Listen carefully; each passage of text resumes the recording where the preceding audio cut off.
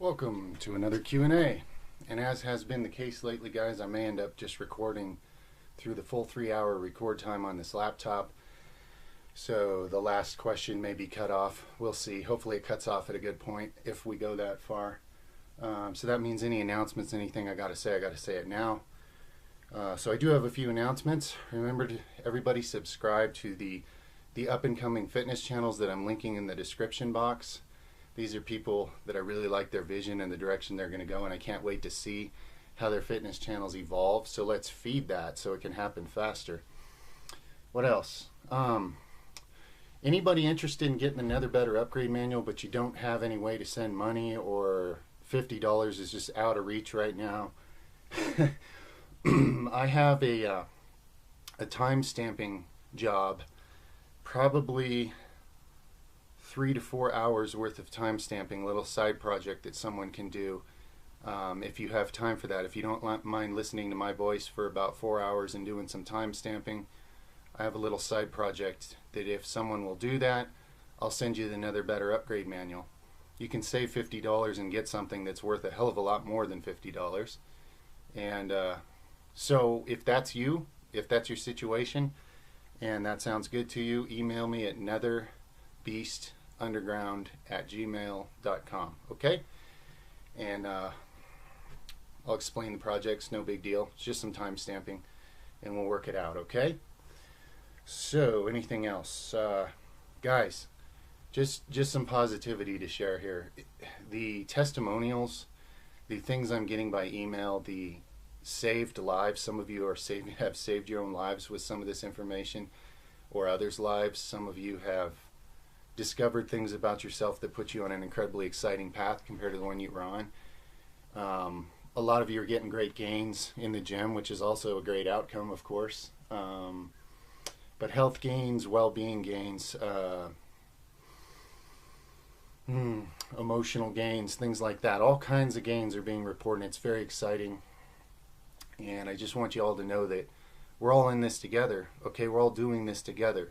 Without you guys, none of this happens. Don't put me on a pedestal, okay? We're all doing this together. We're all important here. Anybody who believes in any of these ideas or information and can see the opportunity to improve their lives and does it is making the world a better place. You're making things possible for people that wouldn't be otherwise, okay? So I'm just sharing that to try to put out there to help you guys understand how thankful I am for what a special crew of people this channel has on it, okay? And what an incredible difference it's making in a lot of lives, guys. It really is. So thank you. Okay, all that being said, let's get going here. I'm trying to start partway down the Q&A list where I saw some of the older questions that are around a week old or so. Hopefully I'm not missing too many of the older ones, but let me check something real quick here.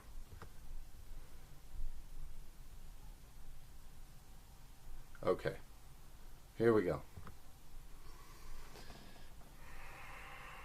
Hey Nether, what are some ways to cure asthma caused by bronchitis? Well, my friend, I almost died from asthma and bronchitis attacks, suffocating many times as a youth.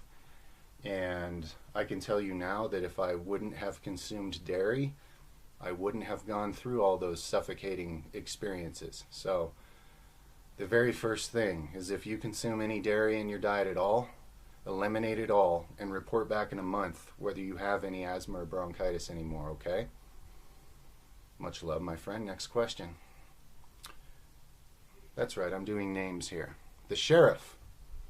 If fruits are okay for our body type, which ones are the best for overall health for athletes? Some are too high in sugar and lack good enough nutrition. So you're asking me my take on what are the best fruits for athletes. Well, immediately I'd say goji berries, because goji berry is not only a fruit, it's an incredibly powerful herb. So it's a fruit, it's a medicine, it's a performance enhancer. It increases your positive hormones. It's good for eyesight, it's good for liver and kidneys and body energy and connective tissues and all sorts of things. So that's very top of the list right there.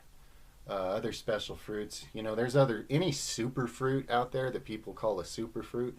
If you can get it in raw form, not processed, cooked fruit juice, I don't believe in that at all. Um, I don't really like that term. I don't believe in that at all. I believe there's plenty of cooked fruit juice, but guys, when it's been pasteurized, usually now you're just drinking a lot of sugar. But if you can get your hands on superfruits in any form that hasn't been processed, all superfruits are some kind of a performance enhancer for your mind and body, okay? Because I'm not a fruit expert, because I eat almost no fruit, I'm just going to share with you the ultimate fruit, goji berries, otherwise known as wolf berries. All right. Much love. Next question. Mahmoud Al-Masri. I don't know why I do this to myself trying to say names. Probably just so you guys can laugh, all right? So enjoy my pathetic attempt at pronouncing things I can't pronounce. Is there any way to grow taller after 18? I'm 19 years old and around 5'5". Some of my family members are tall and some are short. Thanks in advance. Well, definitely. Most people, your growth plates are still open, especially males. So I would suggest the things in another better upgrade manual. There's a nutritional stack in there. I call it the basic vitality stack, but it's extremely good for skeletal growth and development. So that's my 2 cents. Now, if you wanted to try just one or two things to see if, it depends how committed you are here, but if you want to try just a few little things to see if you can boost your growth, I'd say stack these 3 things into your lifestyle. High dose vitamin K2, high dose vitamin D3, and magnesium. The D3 and the K2 you need to take with oils or eat them with a meal that has fats in it. And the magnesium you also want to take in with a meal, preferably a heavy meal, because magnesium will give you the shits if you eat it on an empty stomach. You really need to dilute it, in other words, in order to absorb more. So I take a nice big scoop of magnesium with a heavy meal. But if you'll stack those 3 things together, that's an excellent trio, especially when you're still at a growing age. That's an excellent trio of supplements to boost skeletal growth and development, okay? Much love, my friend. Next question. Jitsupa. Have you tried dry fasting, and if so, is it better than intermittent fasting for overall benefits? If dried fasting means you're not allowed to drink water, no, I haven't tried that. I don't even see the... I mean, fasting's fasting. I'm sure it has health benefits. I just don't... I've never read anything that sold me on the idea that not giving yourself water during a fast is some kind of a benefit. That being said, because I don't have experience with it, I don't consider myself in the know enough to say one way or another a whole lot about dry fasting. But no, when I fast, and when I actually fast, like don't eat for days, I consume water, definitely. So, no experience with that directly. Much love. Next question. Chris Dart. Hey Nether, hope all is well with you. I hope all is well with you too, my friend. Would these mineral drops suffice in my RO water? Says it's what it's for, just want to be positive. I'm in Canada, it's the only product I can find, and you gave me a link here. Yeah, man, if that's what it's made for, chances are it's a good product. And if it's the only one in Canada, go for it. I'll actually take the time to look at that link later, and if for some reason there's something wrong with it, I'll let you know. But I'm about 95% confident you found exactly what you need there. Okay? Much love. Next question. Ooh. Clandestine. I attempted a... Oh. That's something you want me to share. Okay, will do, friend. Fatlam Krasniki. Is it true that eating a lot of raw garlic and immune-boosting herbs gonna wipe out your good bacteria? Raw garlic wipes out some of your good bacteria, but not all. It's not like man-made antibiotics that kill every bacteria. So it's really not something to worry about. If you go on a really heavy garlic cleanse, like where you're eating like a bulb at least per day, and you do that consistently, I don't know, a month or however long you want to do that, and then you want to take a break from garlic, it would be a good opportune time to take some high-quality probiotics. Because you've reduced all negative bacteria and all negative things in the gut, and you've reduced the positive bacteria a little bit, so it's really just an opportune time to up your positive bacteria. However, that being said, it's not needed. The times when high quality probiotics really are needed is anytime anybody's taking antibiotics, okay? It's a lifesaver to take high quality probiotics after you take antibiotics. Otherwise, a long cycle of destruction beginning in the gut occurs afterwards, but not from garlic. I've done many heavy garlic cleanses without doing probiotics afterwards, and my gut has only become better over time. Okay? Much love. Next question. I live in a small country called Kosovo, and here when people see me do this unconventional lifts, like rack pulls, nether chest shrugs, etc., either someone is going to start recording or they're going to correct my form. How to deal with this kind of annoying, not out-of-the-box people? Yeah.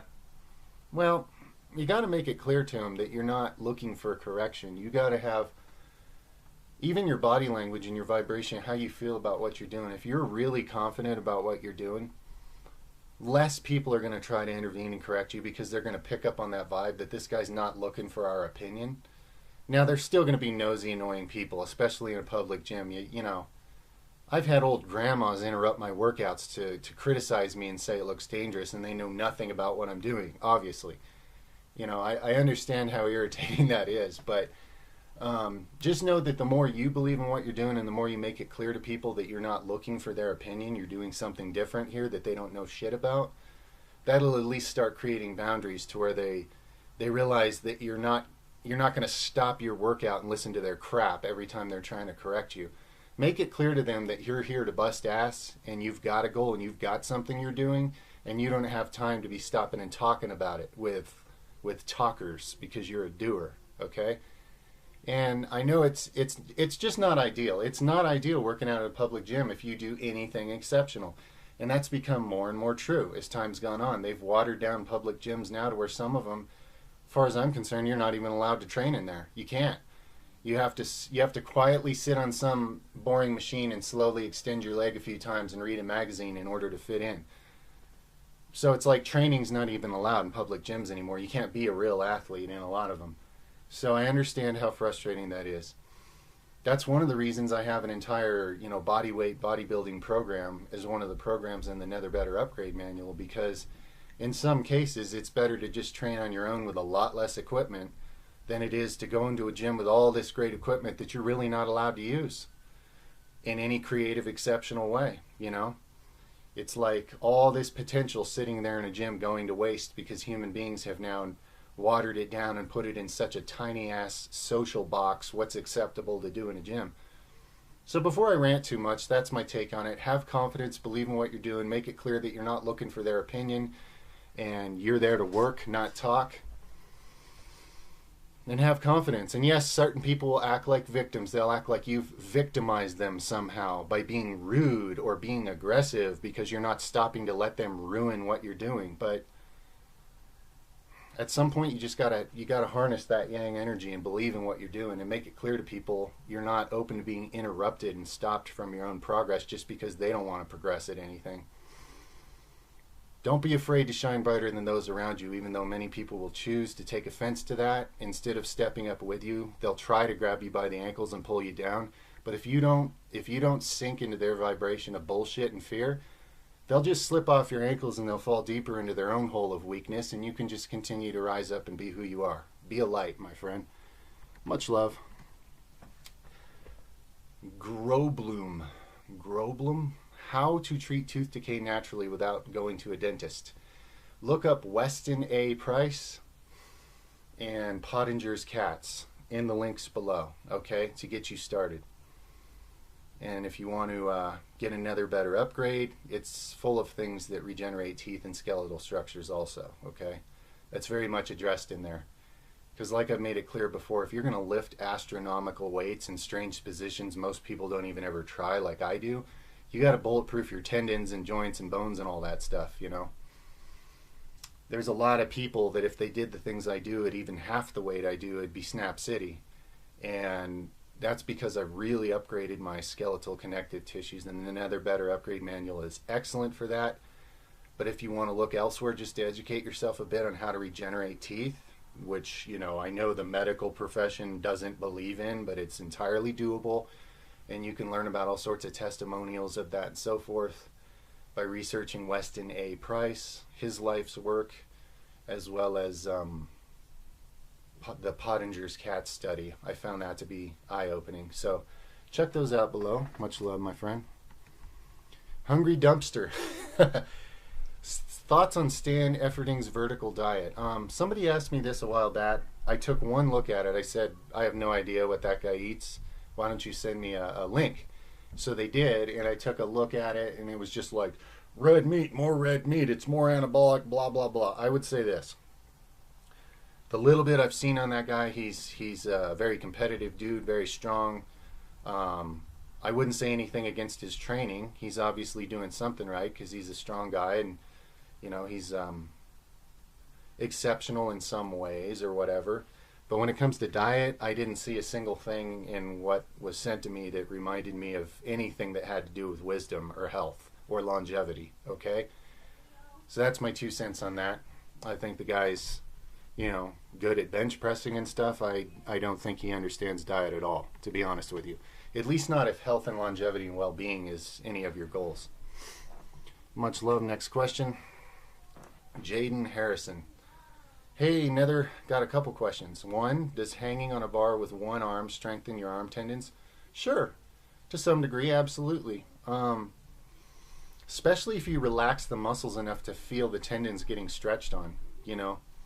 For example, I think you probably know this, but normally there's a lot of tension in the muscles in the shoulder when you're hanging or pulling on something with your arm. But if you let that tension go, it'll actually lengthen the arm a little and stretch on the tendons harder. I think you know what I mean. For example, when I do one of these 1,000+ pound one-arm rack pulls, obviously I have to have the shoulder muscles tense, or I would pull my arm right out of the socket, right? So the muscles are at that point are stopping the tendons from getting overstretched.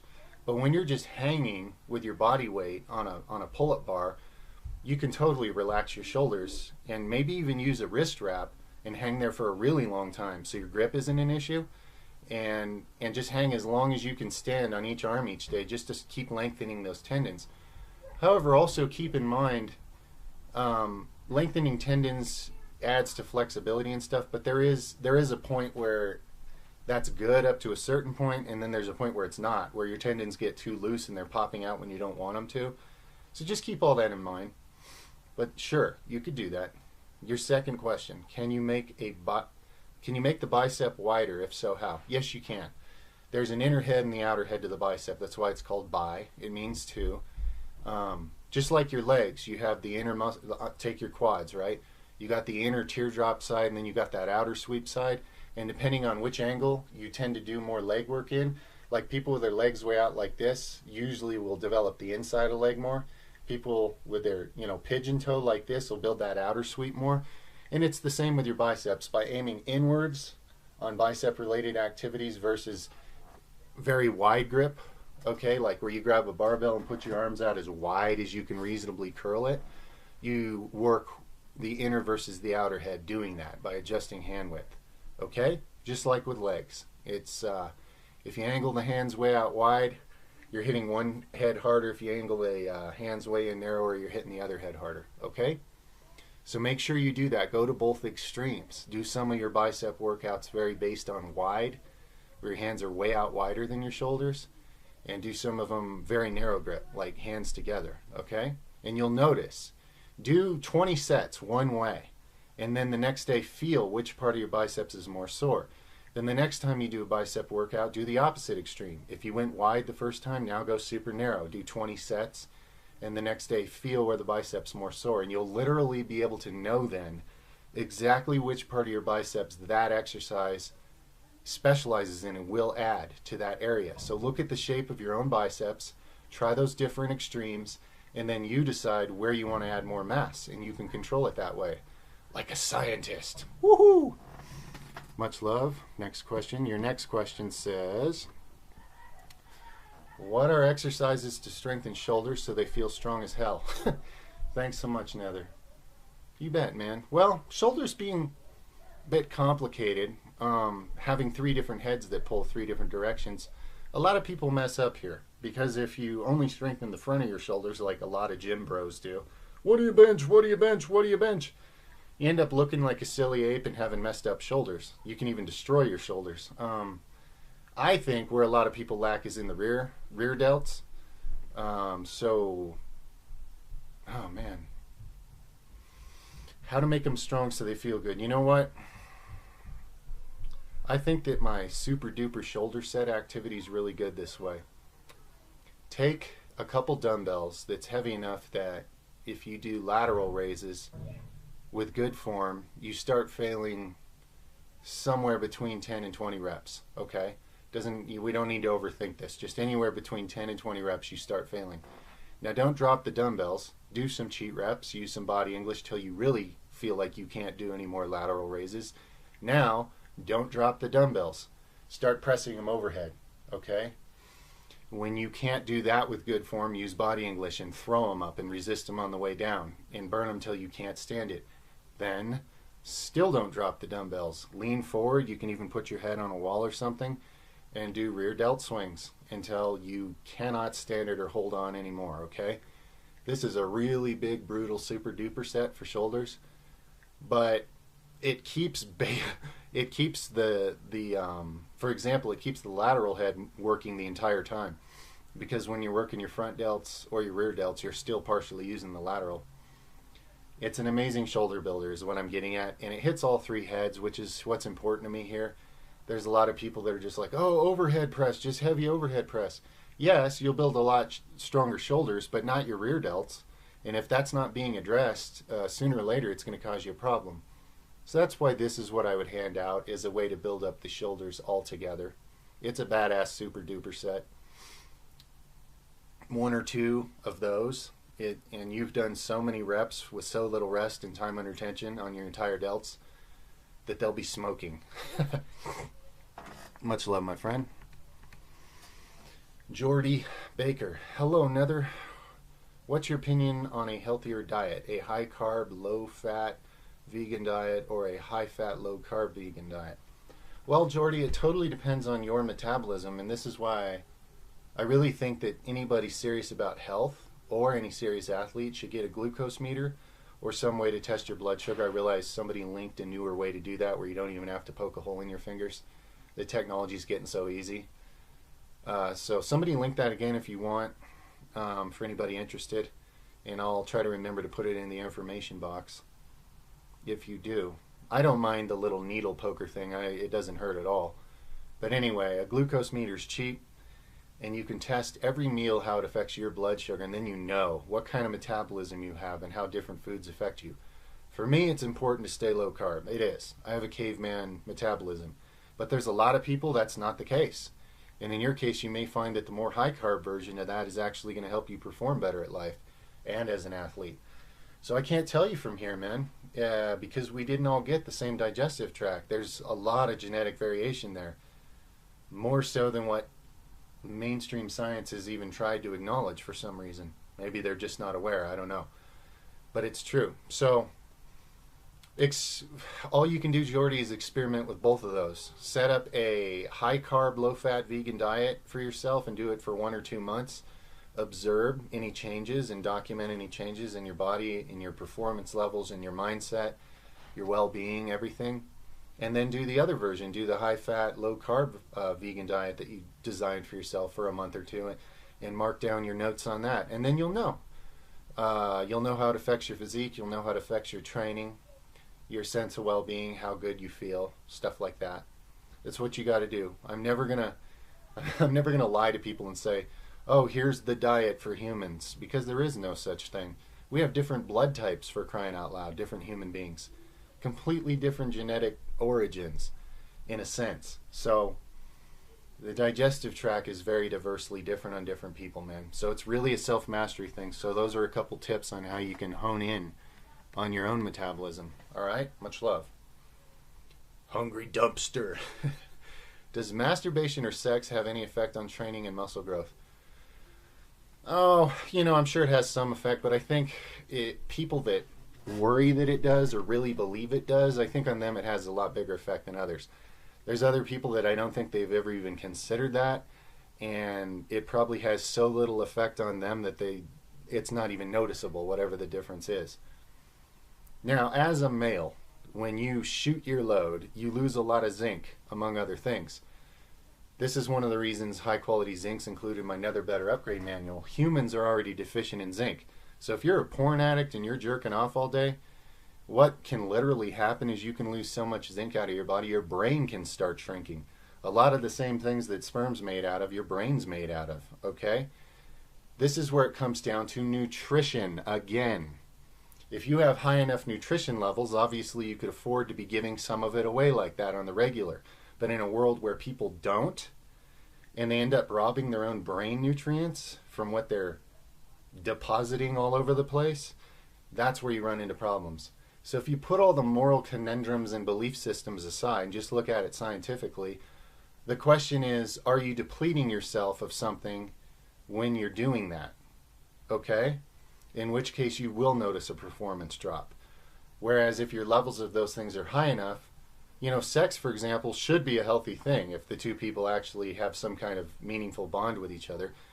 That should give you a better sense of well-being and health. And I'm talking ideals here. Obviously, this is not always the way it's playing out in this world. And that's an understatement, I guess. But, what I'm saying is here, there's a lot of weird fear-based belief systems about this, but I'd rather just approach it from the scientific side because I happen to know about that side of this. Without the depletions that are causing like mental breakdown and emotional wounds and physical losses and all kinds of things from severe nutrient loss, I don't think there should be any moral conundrums about sex or masturbation in and of themselves. Okay? Much love. Next question. However, feel free to experiment. Try not doing either of those things for a month and see. Mark down your progress in the gym. See if it makes you stronger. See if it makes you clearer or not. That's something you can do. But again, remember, a lot of this is a nutrient depletion issue. When people notice their health goes down from too much sex or masturbation, that's what it is. They're losing too many important nutrients that they're already deficient in. And as an athlete, you use those same nutrients at a higher rate than everybody else anyway. Hence the Nether Better Upgrade Manual, because what's the point of putting in so much work in life and having it all undermined by all the things that you're lacking that you need to build up from that work? Anyway, much love. Next question. Dylan McConville. Hey, Nether, much love. Any natural remedies for curing fingernail fungus? I've heard of mouthwash as a home remedy, but wanted to hear your take. Thanks. Well, fingernail fungus, like any fungus, is, it means that the conditions of the body are somewhat acidic, the immune system somewhat weak, it's not defending you properly. Now, there's, as far as just topically a way to kill it, I'd make a mixture of 50% organic castor oil and 50% organic tea tree oil, and just apply that topically. It's very good at killing things like that topically. But remember, the only reason you're seeing that topically, and this is why I like to approach things more from the inside, the conditions of your body are allowing for it. So deep internal cleansing, changing of your pH balance, dietary changes, digestive changes, lifestyle changes, better nutrition, all that sort of stuff, everything in the Nether Better Upgrade Manual. If you want to take it to that level where you upgrade your entire body from the inside, it'll get to where the conditions of your body don't allow for things like fungus and parasites and all the shit that's living off of people currently and draining your energy and eating at you because your body's not strong enough to defend itself right now.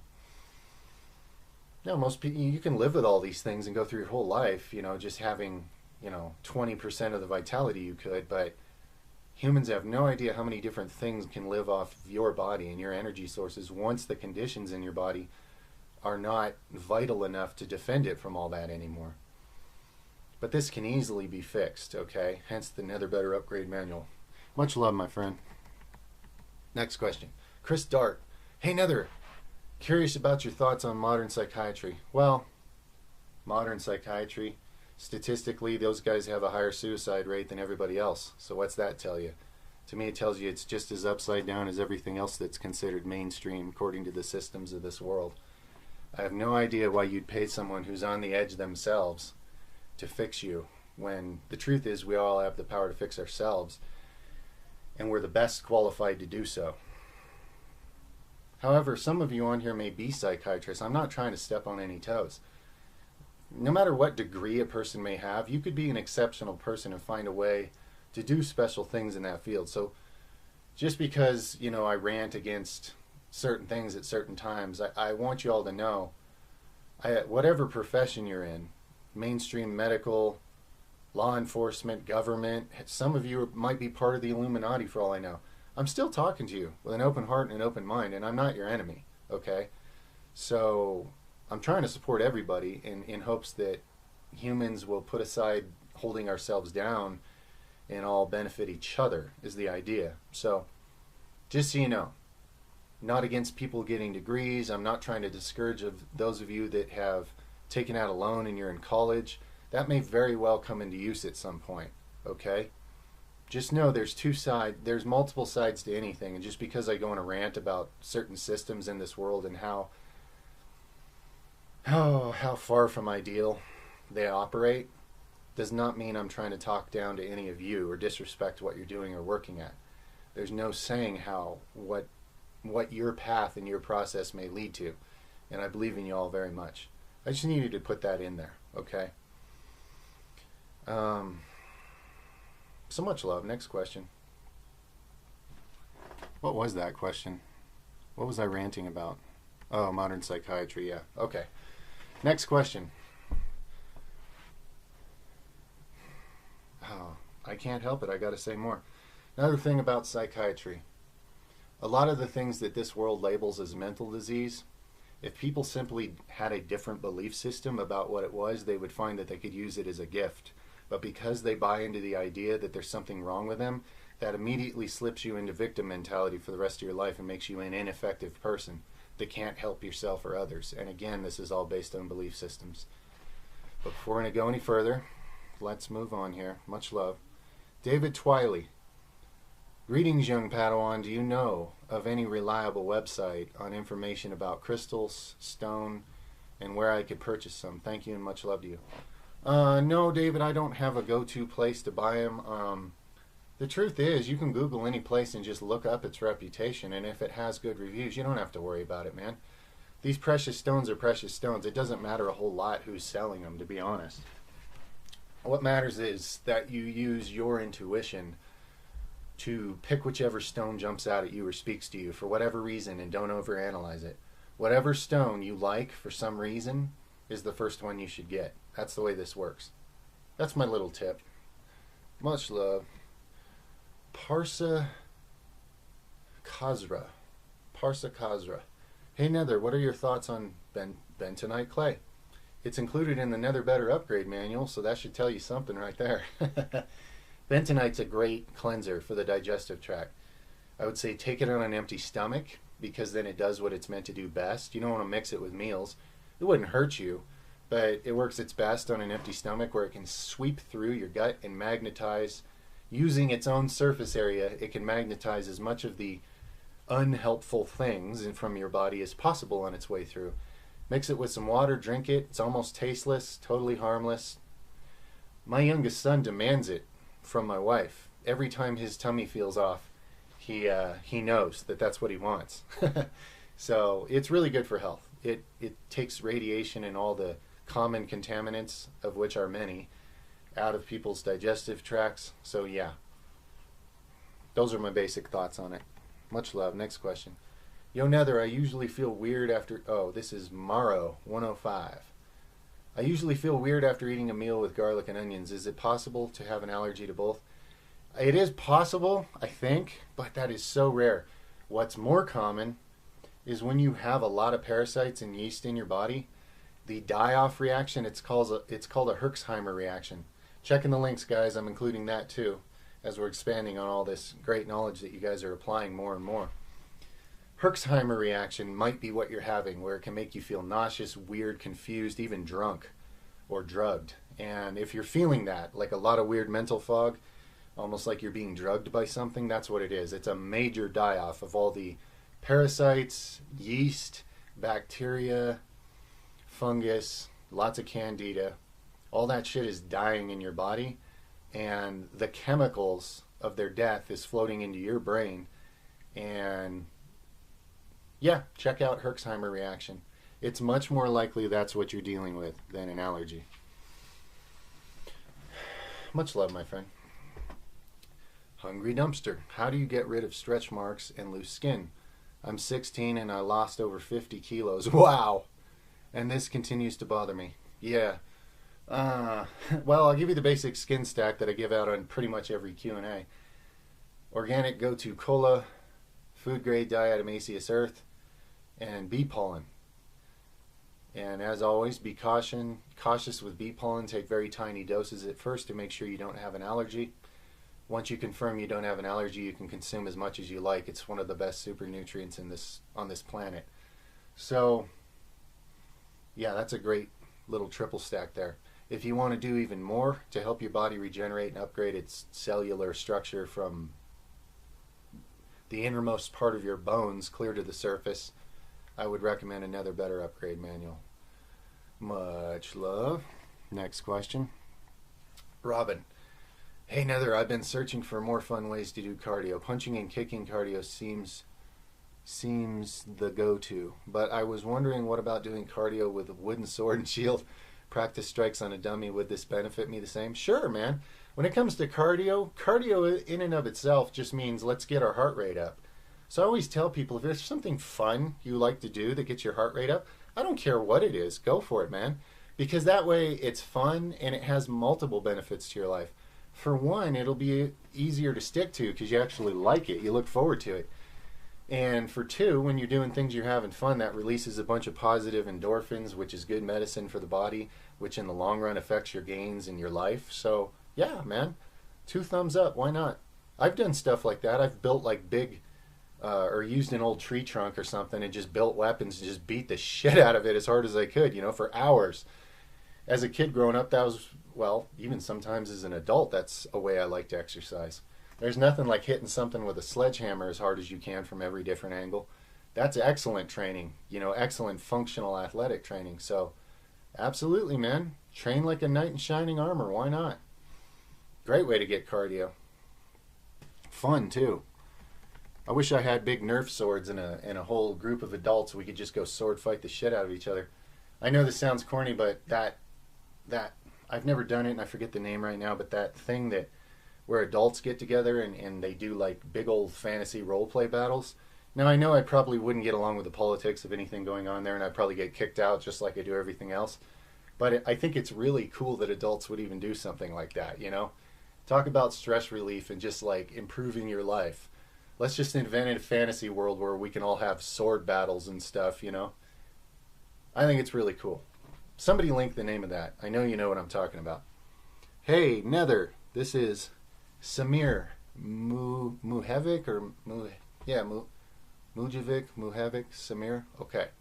Hey, Nether, we're doing push-ups, dips on a bench, and some chin-ups. If I can work up to it every day, be fine if I'm already doing a 3-time full-body program. Or no, because of recovery reasons. I'm 16-year-old novice who can't easily rep out push-ups, bench dips, and chin-ups, so it would be more of an intensity thing instead of an endurance volume thing. Okay. Well, Samir, it really depends on your nutrition, your stress levels. Are you sleeping well? It's possible for you to do all those things and benefit from it. Yeah, if your nutrition's good enough, definitely. However, it definitely could be overtraining for a lot of people based on where their vitality's at. That would be overtraining. A good way to check, a good way to test, and I'm going to go ahead and link Elliot Hulse, even though his channel's gigantic already, but he's got a great channel to check out. And I like to tell people the way to check whether you're overtrained is something I learned from him. He made a video that made it so simple and easy. What you want to do is set a mark now. You want to do a rack pull with a double overhand grip with something that's a pretty challenging weight for you. Time it for how long you can hold it before your hands can't hold it. and the weight drops out of your hands. Write that down. Write down the weight you used and the time you held it. You use that as your benchmark. Now you embark on your heavy-duty double training program here, where you're doing different kinds of training, and a month from now what you want to do is you want to test that same grip using the same weight in the exact same position. And if you can hold it for the same amount of time or slightly longer, you know you're not overtrained. Your nervous system is able to keep up with all the training you're doing. But if for some reason you're not able to hold it as long as the mark you set before, you know you're overtrained. It's that simple, okay? So use that testing mechanism on yourself. And if you want to upgrade your nutrition and vitality a lot so you definitely can train this much, another better upgrade manual. If you'll apply the things in it, then I'm definitely confident you can train that much and not be overtrained. Yes. So that's my thoughts on that. Much love. Amin Benshai. Oh, I probably can't even begin to pronounce your name, my friend. Amine? Amin? Hey Nether, I recently picked up basketball and I want to get really fucking good. Can you think of a way to become extremely explosive, especially in the lower body and preferably without putting on size? And then it says, read more. Also, could you share some wisdom on becoming proficient at a sport or skill in general? Much love. Well, sure, and let's use this one as an example. Much love to you as well. Since you've, taken up basketball, let's use that as our example here. With me, I do not like to overcomplicate things like this. I like to make them very simple and right to the point. Since basketball, a lot of it's about jumping, and especially if you're not 7 feet tall, the higher you can jump, the better, right? So what I like to do, and you don't want to gain much mass, and that's very understandable. You don't want big, heavy legs slowing you down, yes. What I would do to train for explosive power in the legs without gaining mass is I would start with just body weight my first day. I would do this maybe once a week because there's no point in overdoing it. Once a week I'd have a day where my first day I would just do vertical jumps as hard as I can for like 60 seconds, okay? Just stand in place and vertical jump as hard as you can. The next week when you do this, set your, again, for 60 seconds, get a trap bar or maybe start lighter than that with some light dumbbells like a couple 10-pounders and do the same thing. Vertical jump as high as you can and as hard as you can for 60 seconds. Then obviously your cardio, your VO2 max is going to go up from this too because it's intense. And so as you feel yourself getting more stronger and more stable, you can add a little more weight. When you're ready, if you have access to a trap bar, that's pretty nice for doing vertical jumps. But dumbbells are good as well. But that's what you can do. You can build up, and I wouldn't say ever try to go real heavy. You don't need to try to do vertical jumps with 200 pounds on you or something. But, build up a little bit to where you're doing weighted vertical jumps once a week, right to the point, 60 seconds of all-out explosive weighted vertical jumps, okay? Now, the other thing you might want to do once in a while is, and I would do this less often, but once in a while just to, just kind of, because it could be complementary, explosive weighted step-ups, okay? So your glutes and your hammies have more of that explosive power for jumping or running, lunging forward, sprinting. Remember to do it explosive. The negative part doesn't have to be fast. You can come down slowly. But you don't need to. You don't want to emphasize the negative. That actually builds mass. So in your case, you just want to explode up, stepping up onto a bench, weighted. And then don't do one leg over and over. Don't rep it. Switch legs on each rep because you don't want to build mass. You just want to build performance. So I go left leg, bang, step off the thing, right leg, bang, step off the thing, left leg, bang, stepping up as hard as I can. And I do that for 60 seconds, okay? And I wouldn't do either one of these things too often. In fact, I like to go really minimalist with stuff like that where I'm trying to get performance gains without any mass gains. So I'd say once a week, and you might alternate between those two exercises. And I would very much expect that you'd notice explosive improvements on the basketball court. Much love, friend. Next question. What is your education, Nether? Says Tiger Eyes. Hey, I got some Tiger's Eye in here. My education. Well, I made it through high school without getting... No, I did fine there, I guess. Socially, not so much, but grade-wise, I did fine. And then I went to a tech school, got a degree there that was worthless. What else? You know, AC certified personal trainer. As far as jumping through hoops, that's about it. The vast majority of my education is self-education, which I consider much more valuable once you learn that path. So that's it. Much love. Next question. Nicola Alexic. What's up, Nicola? Please watch this video and share your thoughts. Okay, I'll do that later. Sam Rossicki. Hey, Nether, how would you go about a cleanse for a beginner to help strengthen their digestive system, clear parasites, etc.? Also, I come from Wisconsin, widely known as being the dairy state, and I have been recently trying to cut down my dairy intake. Seems nearly impossible to completely eliminate, so I was wondering just how much damage low amounts of dairy daily can do to my body. I never really had the side effect that people talk about with dairy, but I'm wondering if it could be doing something I'm not seeing yet. Thank you, man. You're the best. Well, thanks, Sam. Let's see. You started with how to cleanse. A basic beginner cleanse. You know, for something super simple, you could just take diatomaceous earth every day, because not only is it great for gut health and cleansing, as well as pulling many things from your whole body, but it's also so great for connective tissues. You know, as an athlete, you know, upgrading your tendons and bones, and also it improves circulation. So for the simplest thing to do there, food grade diatomaceous earth. Take a heaping tablespoon daily, mix it in some water, and drink it on an empty stomach. Easiest thing in the world. You can go Google it and find all kinds of health testimonials and benefits, you know, so you can feel confident about what you're doing, that you're not just trusting me about some bizarre thing. But yeah, that would be like a very simple one-step thing. Now, if you want to really cleanse deeply, I've included my best personal cleansing methods in the Nether Better Upgrade Manual, the stuff I use, okay?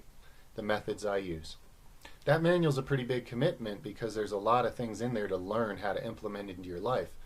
But once you have the manual, you can do that at your own pace. You can learn to implement each of those things. But I include my personal cleansing, detox methods that I use and strongly believe in because I've strongly benefited from them. As far as dairy, if you don't think you're noticing any negatives and you're consuming a very small amount of it, yeah, I wouldn't stress. The fact that you've cut down on it is a good thing. Not all people are going to experience the same amount of damage from dairy, and there is a small percentage of people that actually do digest dairy well. You never know, you might just be one. It's just that statistically those people are so low in number that giving out the advice that generally guides people away from dairy is helping a lot more people than it's hurting. So it's a personal thing, and I'd say if you feel good about the way you're doing and you're not noticing problems from it and you're keeping it moderate, I wouldn't worry about that in the meantime, okay? If you notice any weird mucus issues or any breathing issues or any weird inflammation issues in your body, it could be linked. But there's nothing to panic about, okay? If down the line you decide that maybe dairy isn't the best thing, you can simply drop it then and your health will improve. So, you know, that seems like good common sense based on not knowing any more from where we are here. Much love. Another question from you, Sam. Hey, Nether, is there a point to taking B12 supplements if you are not taking the K2 and D3 with it? Thanks, man, and fantastic health. Yes, Sam, absolutely. B12 is not really related to K2 and D3, okay? It's not like it's necessary for them, and it's not like they are necessary for B12. A high-quality methyl B12 supplement is something that will benefit anybody, even by itself, okay? It's not one of these ones that you need several other things with it to make it work right. So very much so. In fact, many people, if they were just to take one very cheap supplement just to notice a difference in their health, remember to get methyl B12. I know all the marketing out there will try to pretend that the other brands are equal. It's not true. Unless you want methylation issues down down the line, which is a very troubling health issue some people are struggling with, take the methyl B12, not the other forms. And a lot of people notice a lot of benefits just from that one supplement. Good question.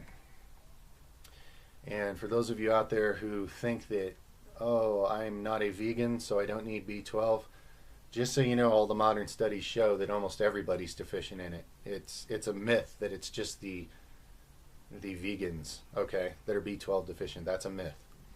Almost everybody can get mad benefits from it. Much love. Next question. Alexilaiho 321. Hey, hi Nether. I have a question about dairy.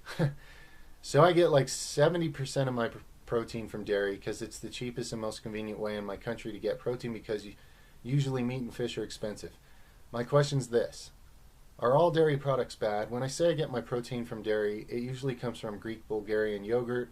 I am from Bulgaria and we have the most high quality Greek yogurt in the world. There is no added bullshit like sugars or anything.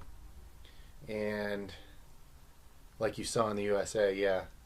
Mozzarella cheese and mostly cottage cheese. I almost never drink milk, like once every 3 months, because I know it's bad. Even many doctors don't recommend it. However, these products that I listed are considered very healthy, especially the Greek yogurt. It's a good probiotic. What do you think?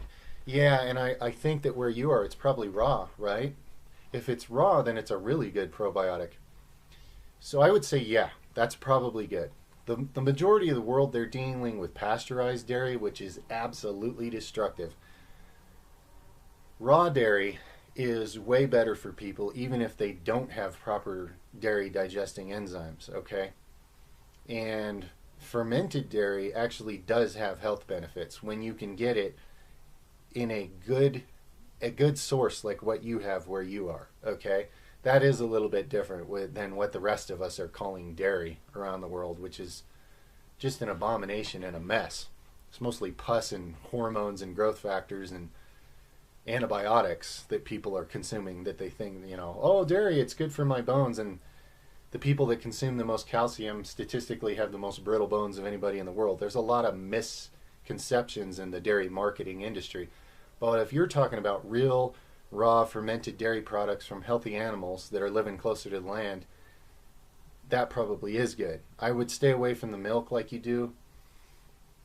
I'm not sure about cheese. Hopefully that's raw where you're at too. But anyway, high quality fermented or high quality fermented Greek yogurt like that is beneficial for most people's health. All but the most dairy intolerant. Like myself, I wouldn't even use that. But most people would benefit from it. So in your case, I think you're doing okay. I do. Because it sounds like you're dealing with a whole higher level of actual... Your source of dairy is very much better than what most people have access to around the world. I'm just going to leave it at that. Much love. Next question. TOG. Is it possible to lose fat on the face and neck with a subliminal video if I am bulking? Well, Tio, it is possible. You know, fat patterns can shift on a body. This has been shown.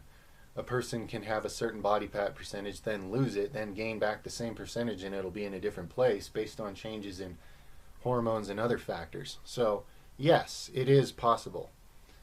If you believe in it, if your mind accepts it, if you find a good binaural that you like, or a subliminal, and your mind actually accepts it, yes, that is possible. Much love. Next question. Why do you follow Edgar Cayce's food advice if he died of a stroke? And this is David. Well, David, I guess you don't understand what a channel is. Edgar Cayce did not give that advice. The advice came through him. Edgar Cayce went into a trance and he let wiser things than himself speak through him to answer people's health questions. And thousands of people healed themselves from diseases by applying what came through. Edgar Cayce himself told people constantly that he didn't even have a strong will or discipline, and he didn't follow most of the advice that came through the readings. He was the he was the vessel that the information came through. He was not the source of the advice. So I'm not following Edgar Cayce's advice, okay? Edgar Cayce didn't do proper dietary combinations. He didn't even care. The information that came through him is what I believe in, because the track record of all the people that have healed themselves of diseases by applying it speaks volumes, okay? Speaks way more than the horrible track record of curing disease according to modern methods, all right? Much love. Next question. Angara Barbell. Hey Nether, are you sure dairy is that bad? I mean, I eat it once in a while and cook my eggs with butter, but I don't feel unhealthy at all. Well, again, there's a small percentage of people who do digest dairy well. Most people's genetics are not compatible. Now, butter is easier to digest for almost anybody than any other body dairy product. In fact, even some people that are pretty, like if you're lactose intolerant, there's no lactose in butter. So butter is more digestible than other dairy products. You're only eating it once in a while. I would say it's not that bad. No. I don't think it's ideal, especially if it's pasteurized. Pasteurized dairy is just an abomination. The very man who invented the idea, Louis Pasteur, check in the links, he tried to take back what he started on his deathbed, but it was too late. He realized that pasteurization was a horrible idea, but it was too late. And now most of these civilized, modern, first world countries destroy dairy. Not only are humans not fit, most humans are not fit to be stealing and drinking baby cow growth formula, but on top of that, they've denatured it to the point where now it's really harmful for the most part. So I'm not telling you what to do, and I'm not saying it's that bad, and I'm not preaching messages of fear. Fearing things and thinking they're the boogeyman, they're going to get you, just makes it worse. I'm just saying it's far from ideal for the vast majority of human beings. I'm not saying if you eat a little dairy, you're going to die or something, okay? Much love, my friend. Next question. Jan Poster. Dear Nether, I have a ringworm. I have ringworm on my arms. I've tried different creams the doctor recommended, but they don't seem to work. Now I can choose to take a pill, but it has side effects and I prefer not to take any solutions. Yes, my friend, ringworm is when your entire internal environment is so toxic that you're full of all kinds of things living in you. The doctors give you a topical antibiotic which chases it back inside your body, which stops it from leaving, which just backfires and makes your health worse. Now they want to give you internal antibiotics because that's all they have. They don't ever actually have anything to fix anything with. If you want to cure ringworm, you need deep internal cleansing. And the best methods that I've ever used that are incredible for that are in the Nether Better Upgrade Manual, okay? Now, if you don't want to invest in that manual, just do your own Googling, how to detox your body from the inside to get rid of things like ringworm. You are capable of doing your own research and figuring it out and doing that if you want to put in all the hours necessary to figure that out for yourself. Or you can just apply the things in the Nether Better Upgrade Manual and upgrade your vitality to the point where things like ringworm and lots of other shit don't get to live in you anymore. Or you can do what the doctors say. You can make a flare-up go down, taking antibiotics and destroy your immune system further, so this and everything else is just going to keep coming back stronger. And then you will always be dependent on them and be taking stronger and stronger medicines and eroding your body's ability to fend for itself worse and worse over time. So those are basic. That's the fork in the road you're at here, and I know you know that. So there you go, my friend. You know which path I would take. You know which path I believe you can take, and I absolutely believe you can easily fix this. And in that process, learn how to take responsibility and empower yourself with your own health. This is an opportunity is what it is, and I think you're going to take it. Much love, my friend. Your experiences with rebounding, thank you. Yes, rebounding is super easy, gentle, fun, and it really improves health. And it even improves your physique. It even helps you to look more conditioned and leaner. And it's so easy. And it's literally saved people from incurable diseases. And like I always say, prevention's easier than the cure. If a person will rebound for 2 to 3 minutes a day, the benefits to your health is incredible, you know? So all you got to get is a little cheap trampoline and jump up and down on it gently 3 minutes a day for all sorts of physique benefits and even more importantly, health benefits. That's my experience with it. Much love. Fitz Filament Edit. G'day, Nether. Can you detail to us the importance of people you surround yourself with? Frankly, most of my acquaintances are very happy to live by the information of the world fed to them by society. E.g., go to university, get a well-paying job, and then die. Yeah, exactly. And usually that doesn't even work. And most of them are truly incapable of original thought at their current level of personal development. How have you yourself gone about cutting toxic people out of your life? Only respect and love for what you do, sir. You're influencing my life in such a positive way. Well, thank you, man. That's a great honor. Yeah, I mean, the thing is, I outgrew all my friends as life went on because I was always expanding and changing, and they were always staying the same. So at a certain stage in my life, it's like my frequency was similar to somebody, and they'd be my friend. And then at a certain stage, I just wasn't compatible with them anymore. There was nothing about me that they cared about or agreed with, and there was nothing about what they were still hung up on doing that I cared about anymore. So I would just nicely sort of leave the scene, wish them well. I still have a loving heart for all my friends along the way. But when it gets to the point where they're clearly holding you back and they're unwilling to do anything different or new or better, as you see what would be better for you, I just separate myself, man. Like I said, I've done a lot of lone wolfing in life. I've had some good friends, usually one or two at most, at any given time in my life. And now my friends are my family, and you guys, okay? Those of you that are connected to me. Those of you that believe in what we're doing together here. I don't have a social life like what is marketed on TV, like you're supposed to, hang out and have a man cave and drink beer together and watch football and shit. I don't do anything like that, man. I'm always totally on my own quest. And if anybody is like-minded enough or open-hearted or open-minded or anything to connect with me on that, I feel a friendship. I feel a kinship. But I don't have any activities in my life where I'm just hanging out, having fun socially, to be honest with you. Partially because those things are just boring to me. I'm much more excited about doing things that I think matter in this world than hanging out, But, that a long time ago, that seemed like it mattered when I was a lot younger. But it turns out I don't really fit in anywhere anyway. So it was always a different path for me. But what I would say is you just have to learn to lovingly let people go when you realize that you can't expand further if you're going to stay anchored to their way of doing things. And if they're not interested in expanding their awareness, and it's easy to tell, people that are absolutely defensive at any idea that threatens to expand their mind, you just have to love them and let them go and move on your own journey and keep expanding. And if you're if you're open to friendships and things like that, as your vibration changes, different connections and people will come into your life. The world around us is always reflecting what we have going on inside. So as you change, the people you end up in relationships will change as well. Okay? Much love, my friend. Weiss Wolf. How fast do you run? Do you measure it?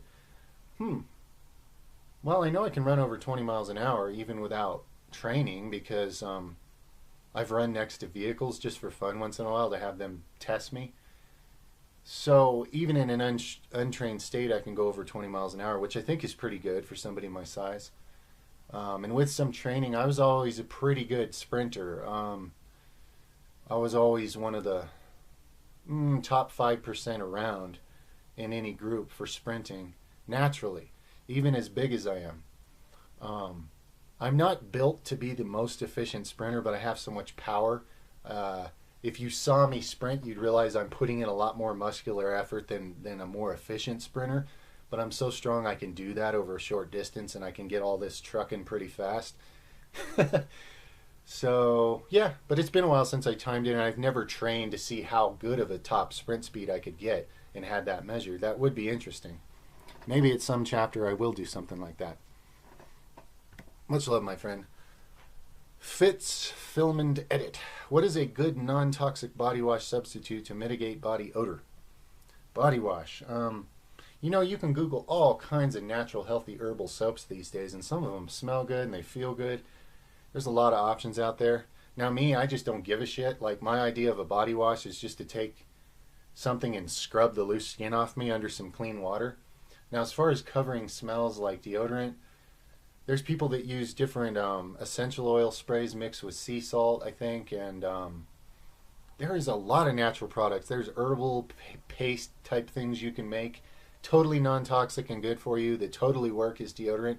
I'm not an expert on it, but just Google it. Just Google natural deodorants and natural body washes, organic. There's a big market for it now. It's not like we have to pioneer this. It's not like I have to invent something here. There's actually a pretty good market for stuff like that out there now. Because a lot of people are waking up and realizing that rubbing aluminum into your armpit, into your main, some of your main lymph nodes every day is just like saying, fuck you, body, get a disease and die, you know?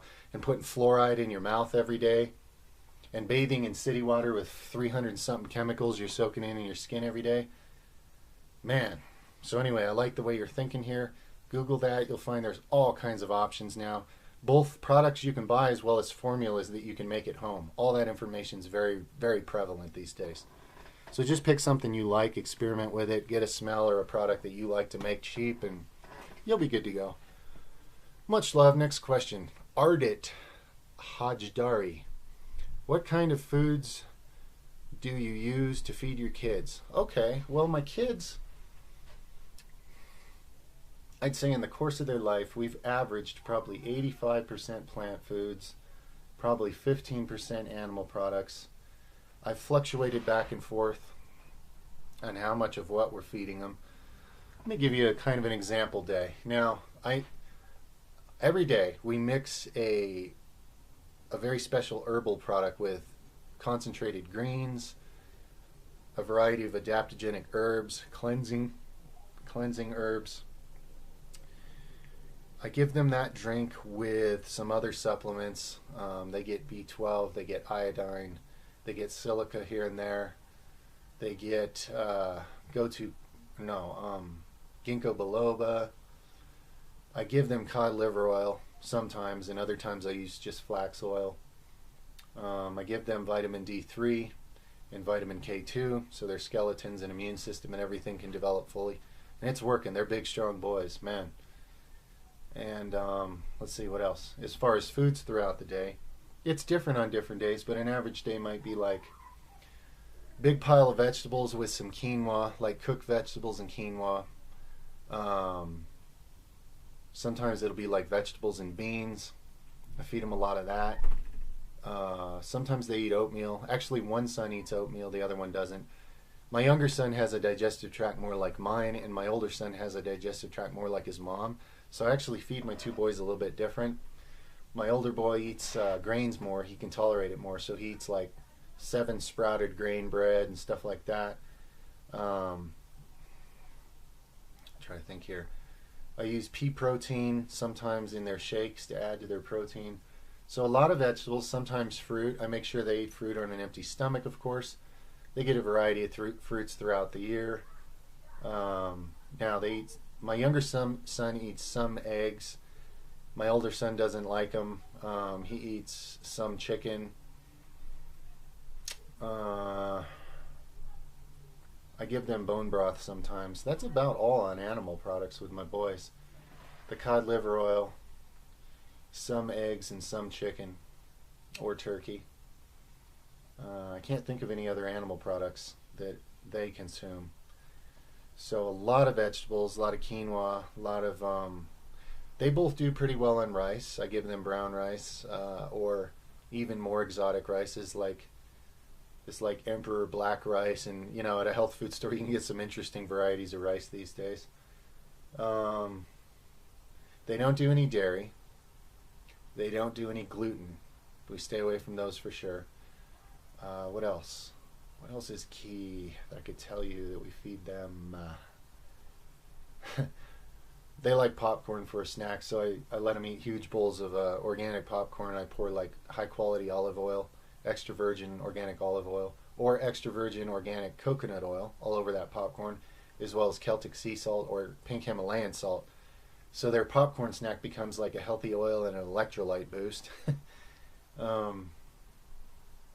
Yeah, off the top of my head, that kind of covers it. Gives you a general idea of the kind of stuff I feed them a lot of. We feed them a lot of. Much love. Next question. Pewdis. Hey Nether, I am really lagging on my lats. What would you recommend for this? I just can't seem to get them to activate properly and grow. Thanks. Okay, man. My favorite lat blasters are Yates rows. And remember, Yates rows, you can try an overhand grip, you can try an underhand grip, you can try it seated, and you can try it standing. The idea is whichever way you're going to feel it more, especially in your lower lats. Other favorite lat builders, believe it or not, the Jefferson deadlifts, or especially Jefferson rack pulls from a low pin, one side of your lats gets hit pretty hard. At least with me it does. And like I always say with the Jefferson lift, if you know your if you can feel mind-muscle connection, you can alter your body posture to control where it's pulling the hardest, which muscles, and how it's hitting them the hardest. Of course, I love weighted, especially weighted negatives with a stretch overload.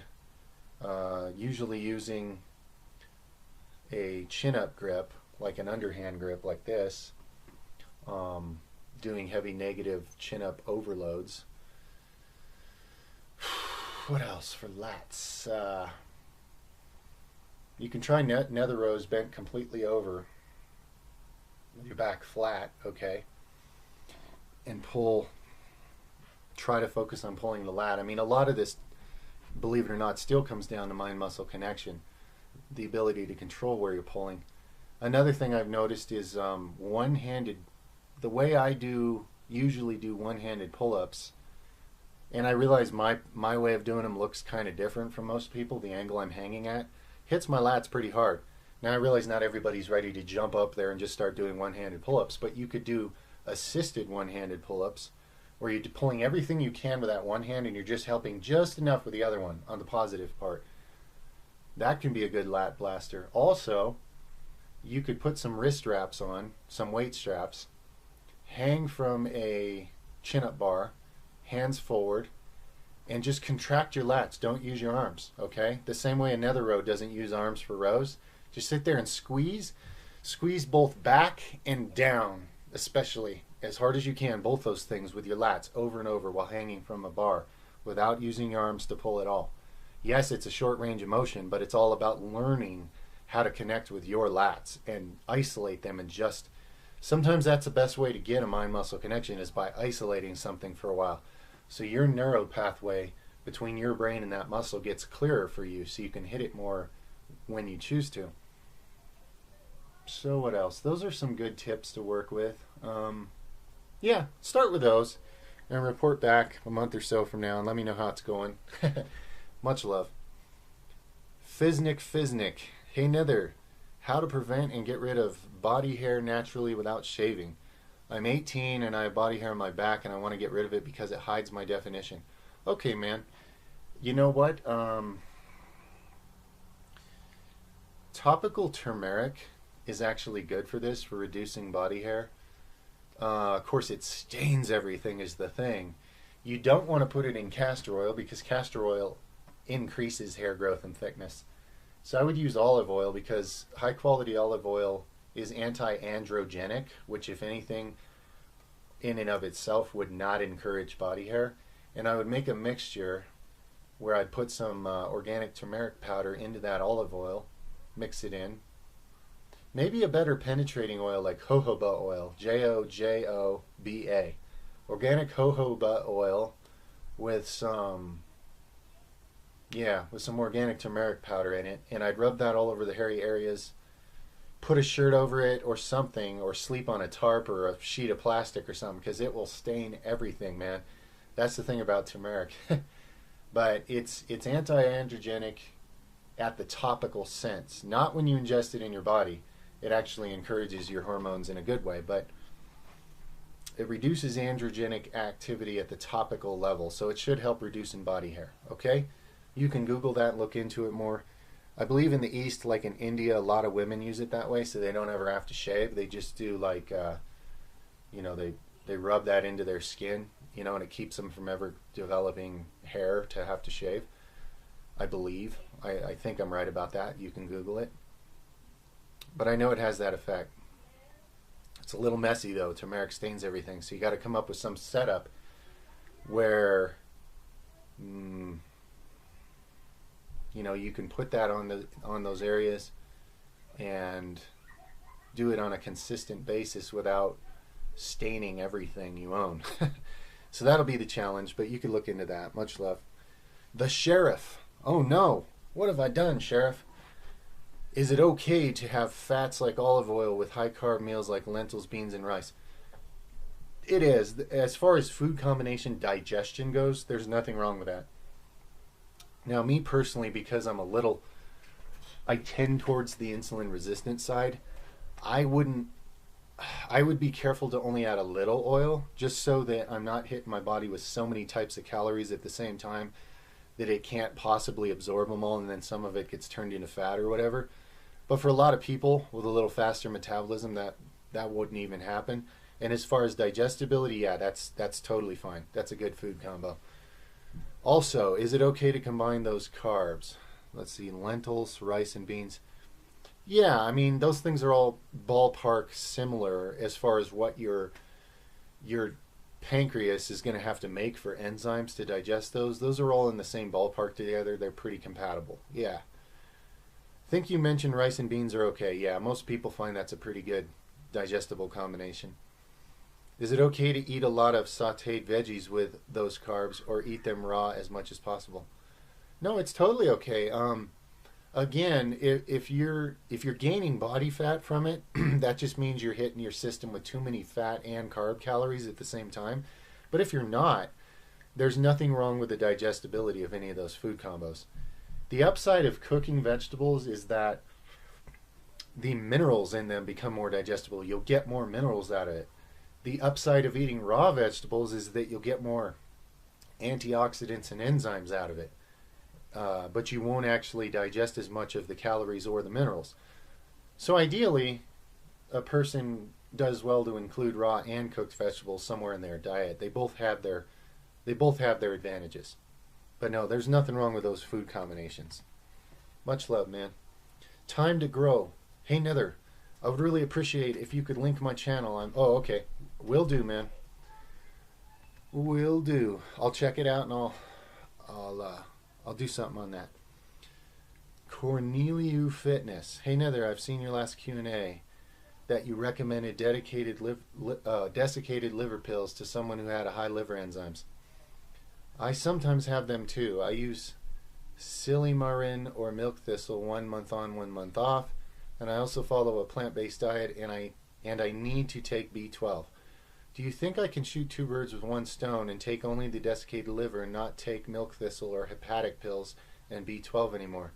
I read that desiccated liver is high in B12 and also can help my liver to be healthy. Your channel is full of knowledge and I'm willing always to learn. Cheers. You know, I think that's a really good theory. I think that very much might work. You'll definitely get enough B12 from it. You'll definitely get a lot of help with liver enzymes from it. So I believe this will work. The only way to know for sure, of course, is on your next liver enzyme test. But I'd say try it. One thing you will notice is the endurance increase, like more reps, able to run further without taking a break, stuff like that. And what that should tell people is how much a congested liver is actually holding back our performance normally in a toxic society. This is why, to me, the deep cleansing and detoxification of the body does every bit as much to improve your performance as all the supplements do, all the best supplements put together. And of course, the better you detox your body, the better you absorb those supplements, so it's like 1 + 1 = 10. But yeah, I would try that. Definitely try it. There's a very good chance that'll work, man. I look forward to hearing back your feedback down the line. If it keeps your enzymes where they need to be in a healthy state, it's definitely going to give you enough B12. I can tell you that for sure. How to build... Okay, who's this? Oh, no name, just some eyes looking at... All right, eyes. I recognize you, brother. Here we go. How to build superhuman punching strength. Make people fly with a punch and shit. Something like weighted landmine punches. I think this would work better with bands. Well, yeah, bands are good for building the explosive power on your punches and the endurance and the coordination. Another thing I've done is taken like lighter dumbbells and just done a punching drill, like just stand there and throw punches as hard as you can for like 60 seconds. Now, this does not improve your punch form, but what it does is it builds all the muscles that, especially in your back. If you'll try this, if you take some light dumbbells and punch as hard as you can for, say, 60 seconds the first time, you'll probably notice the next day sore muscles in your upper back. And it turns out that one of the main limiting factors to how hard somebody can throw a punch is actually not the muscles that cause the punch to go, it's the ones that have to decelerate it. Your body calculates if your upper back and the deceleration muscles to your punch are not as strong as they could be, your body literally will not let you throw as hard of a punch. This is something they know in boxing science, so there's a reason to build up your upper back and middle back muscles and rear delts. And I found that by doing that drill, using light dumbbells and punching as hard as you can for a minute, like just air boxing as hard as you can, that deceleration on every rep where you have to decelerate that dumbbell that's moving fast builds up those muscles. Like I said, it makes you punch mechanical. It's not good for your punching form. It's only good to strengthen your resistance muscles, which allows your body to throw a harder punch. It's kind of a hack. So that's one thing. But the band resisted punches are really good too. I would definitely include that in your training. Also, here's something the way I think. Most people when they're punching, they're not punching like this, right? It does happen, but most of the time your head's more down and you're punching more like this, right? This is actually more of an incline press angle. Most people, when they're standing in a punching position, if you were punching similar to a flat press, you'd be punching down. You'd be punching a dwarf or a small person, whatever the correct term is.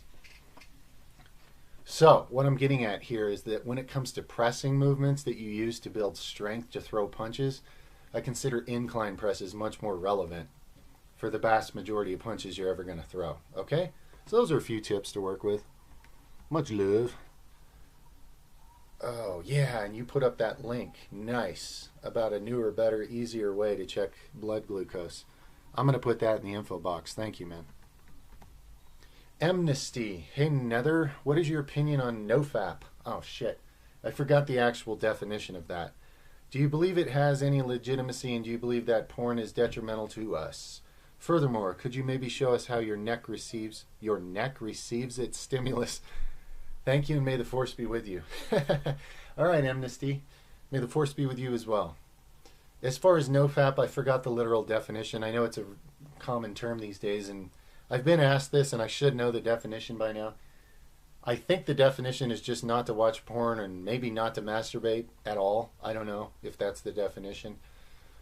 Do you think there's legitimacy? Well, what is a person's goal for that? There could be, sure. Do you think porn's detrimental to us? I think it certainly can be. Like I've said in the past, the more you fear something is bad, the more you tend to become entangled with it. So I wouldn't make such a big deal out of something. If you actually want to stop being addicted to something, you got to stop giving it your power. You got to stop believing it's so powerful and threatening yourself like, oh, if I can't stop doing this, I'm a loser. All that does is make it worse. It's like a cycle. If you stop giving the thing power and go, it's just porn, and I don't think I want to spend my time, jerking off to porn. I think I've got better things to do with my time. If you just think of it in a way like that and stop making such a big deal out of it, it gets easier to find other things to do with your time, okay? I can't really speak to porn addiction, but I can speak to addiction. And addiction's addiction. The same principles apply. I have an addictive personality, so I've just learned to aim that at things that I consider constructive instead of allowing it to be aimed at things that I don't think are making my life or anybody else's better. So that's my 2 cents on that. Much love. Moving forward. Alexandria. First, I'd like to say I hope all is well. Well, it is, my friend. Thank you. I hope all is well with you. I know life has its challenges, but in a bigger sense, I believe we're all progressing here together. I realize I get stressed out very easily unless it's super duper high stress situation. Example, the multiple times I've had to talk people out of suicide. For some reason, small things and people who aren't even fucking relevant in my life give me stress. But I find a way to be completely calm when most would freak out. My question is, what should I do to be less stressed about dumb shit or things that are basically inevitable? Yeah, I do that too. Sometimes I have my worst irritated tantrums over stuff that's little. But what I realized was it seems like it's little things because they're what triggers it. But I found that it was actually something I'm already wrestling inside with that's a bigger issue. And the little things in my environment just trigger me because I'm already in the state where I'm like, I'm working with something inside. And then all my little pet peeves that irritate me, they just set me off. And I blow up as if that pet peeve is what it's about. Like, how many times did I tell you not to whatever? Like to my kids. I'll overreact to something. Like, how many times did I tell you not to leave your crayons on the floor where I step on them? And I'm way too aggressive about it. And I found that it's always tied to something that's bothering me, something bigger than that. It's not about the crayons. It's about something that I'm struggling with inside. And I found that by taking the time to look deeper and figure out what's really bugging me, it helps. It helps me realize, okay, I'm overreacting to external things, but that's not what this is about. What's really bothering me? And then I start asking these questions and I go, okay, what's behind that? Okay. And I follow the trail of stress inside myself back to its origin, and I figure out which issue of my life right now is really bothering me. And then I decide, okay, what's my plan? What am I going to do about this? Is there something proactive I can do to start changing this? And usually there is. And it's not always an instant process. It takes time to sort out your own issues and your own conflicts internally. This world has handed us a lot of conflicting ideas that are not good for us. And we're struggling with that deep inside. And when it's a battle going on in your subconscious that you're not quite clear about consciously what it is you're upset about, it's really easy to project it on the environment and just get pissed at every little thing that gets in your path. And I do this, like I said, I know from experience. So one thing is you don't want to judge yourself. Let go of all judgment, because if you feel bad or guilty every time you get overly upset about some little thing, that just blocks you from figuring out what's going on. Guilt is useless, but inner reflection, where you just go deeper and you figure out what are the issues that I'm really stressed about. That's what this really is, It's things coming up in the subconscious, in my experience. And then doing what you can to resolve conflicts with yourself. If you can get to the root of this, you'll find that you're fighting with yourself about something. And if you can stop that fight by rewriting your philosophy into a way that supports you instead of having you in conflict with yourself deep inside, then these external things don't trigger you near as much because you're not in such a preset state of stress already in your subconscious. Hopefully that makes sense. I think you'll get all that, Alexandria. We are friends, after all. Much love. Bull bodybuilding. Hey, Nether, you said in one of your Q&As, oh, okay, your fitness channel. Yes, sir. I will link you for sure. I like your channel. Casanova, you have said organic castor oil and turmeric works best for puffy nipples and gyno, but you have never mentioned the amount of castor oil and turmeric to mix to get the best results, and also how often and how long one should do for the best results. Yeah, I never mentioned it because there is nothing like that. I would just have to make up something arbitrary. I mean, I could make it up and be the official guy that gives you the formula, but there is no exact formula. For me, I would just go by eye. When I would mix it, I would mix enough powder into the oil that it's not so runny that when you wipe it on, it's just going to run right down your body.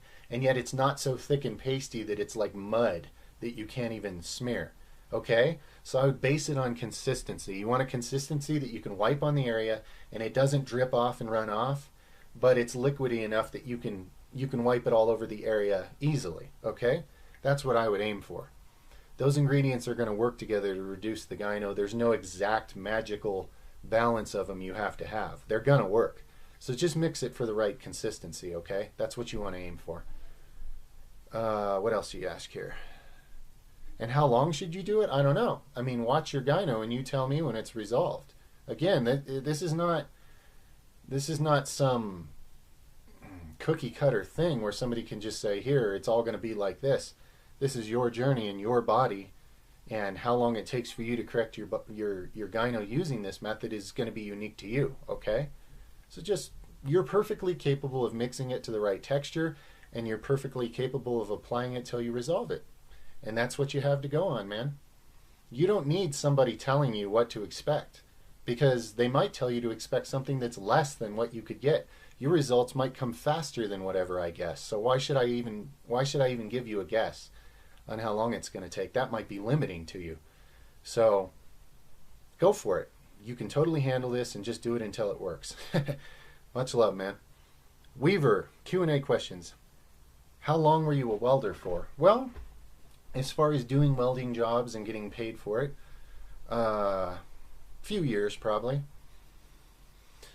Let's see. What's the absolute craziest workout you ever went through? Like anything from most volume you've done to a workout that absolutely left you fucked up for a couple days or weeks, etc. Yeah, that's a fun question. And it says read more. Hold on, I gotta scroll down. Let me answer that first. As far as just the biggest tonnage, that 100,000 pound set that I recently did, the 100,000 pounds of rack pulls in under 10 minutes. As far as I know, that's a world record as far as tonnage. So as far as just tonnage or whatever, that's king shit right there. But as far as the workout I ever did that fucked me up the most, as far as a bodybuilding type workout and how sore I was, I'll never forget the time. I've said this before, but I'll explain again. I use weighted lunges as a shock exercise. I don't do them on the regular. I do them once in a while to really just tear my shit up, and it always works. So one time, I had this friend that I was training at the time.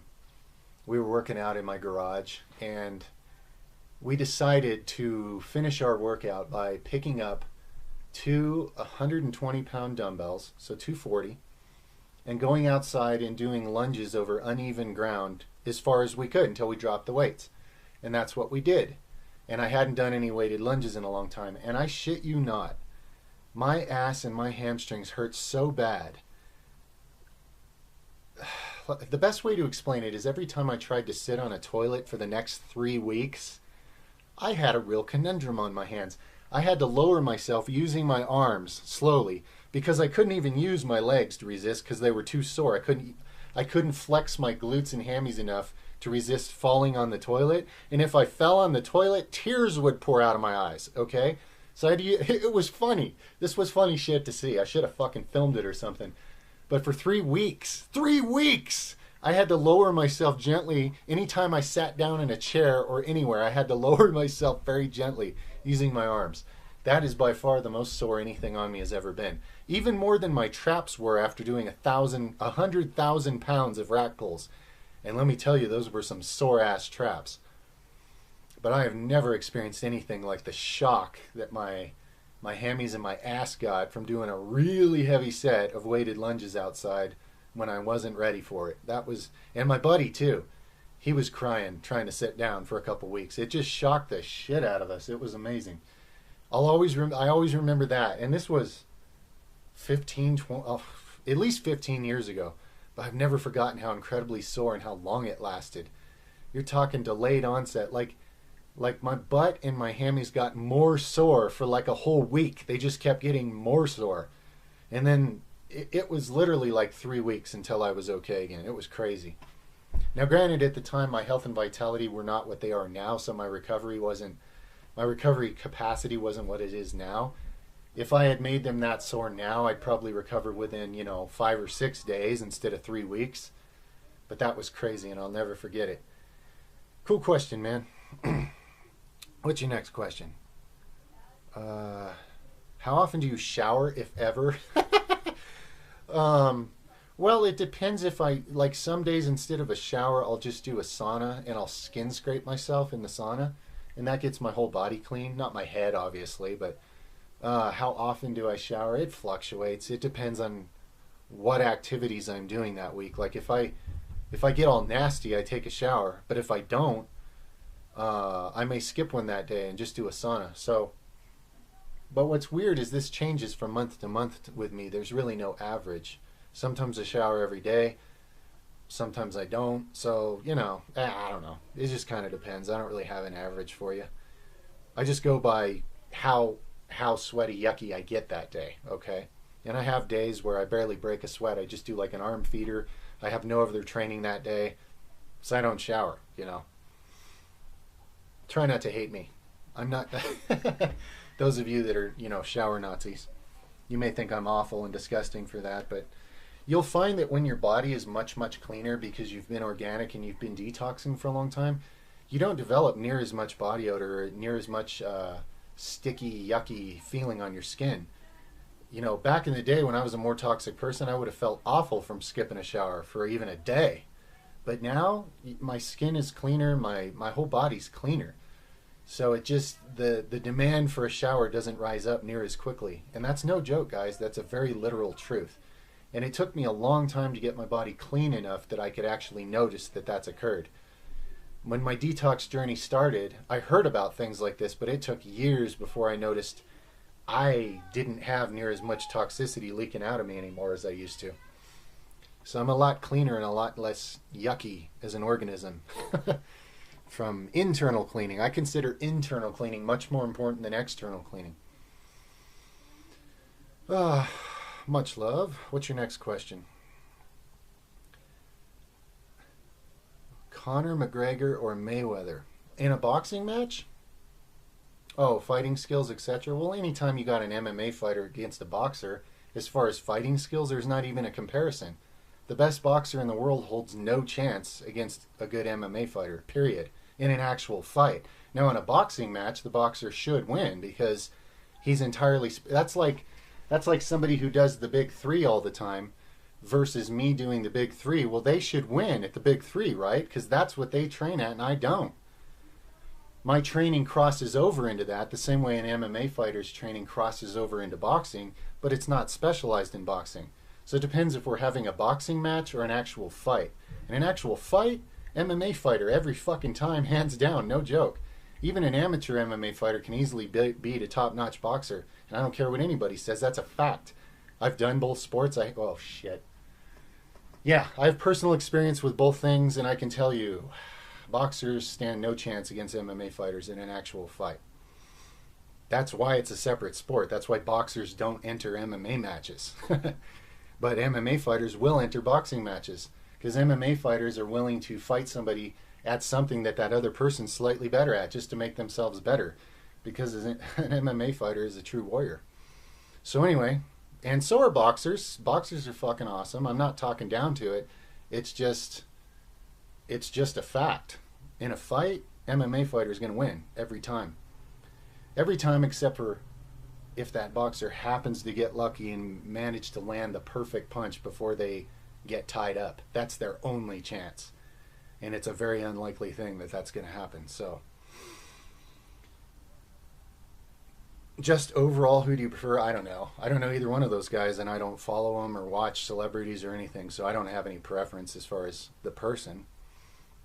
Tyson or Muhammad Ali? Who do you prefer personality-wise? I guess Muhammad Ali, I guess. But I don't know either one of those guys, so how would I really know? Fighting skills, overall. Yeah, this is that argument that goes on forever. I can totally see either one of those guys winning the fight. That's one of those ones that I believe could go either way. It would depend on who imposes their game better on a given night. If Muhammad Ali can control the fight the way he's good at, he'll win. If Tyson manages to get in there and land one Tyson punch, he'll win. So, you know, that's one of those ones where people are always going to have opinions over who's ultimately better. I don't, because I'm not a boxing fanatic or anything. So, I don't know. I could see that going either way, definitely. And I don't know what percentage, all other things being equal, I don't know how close to 50-50 it would be as to if you had 10 fights, who would win more of them. I'm really not sure. I have a feeling that if you had 10 fights, it would start to shift towards Ali, because I think he would learn how to control Tyson and keep him off him. But in the first fight, I could see Tyson getting in there and just bludgeoning him so hard that he manages to get in a key punch, and, you know.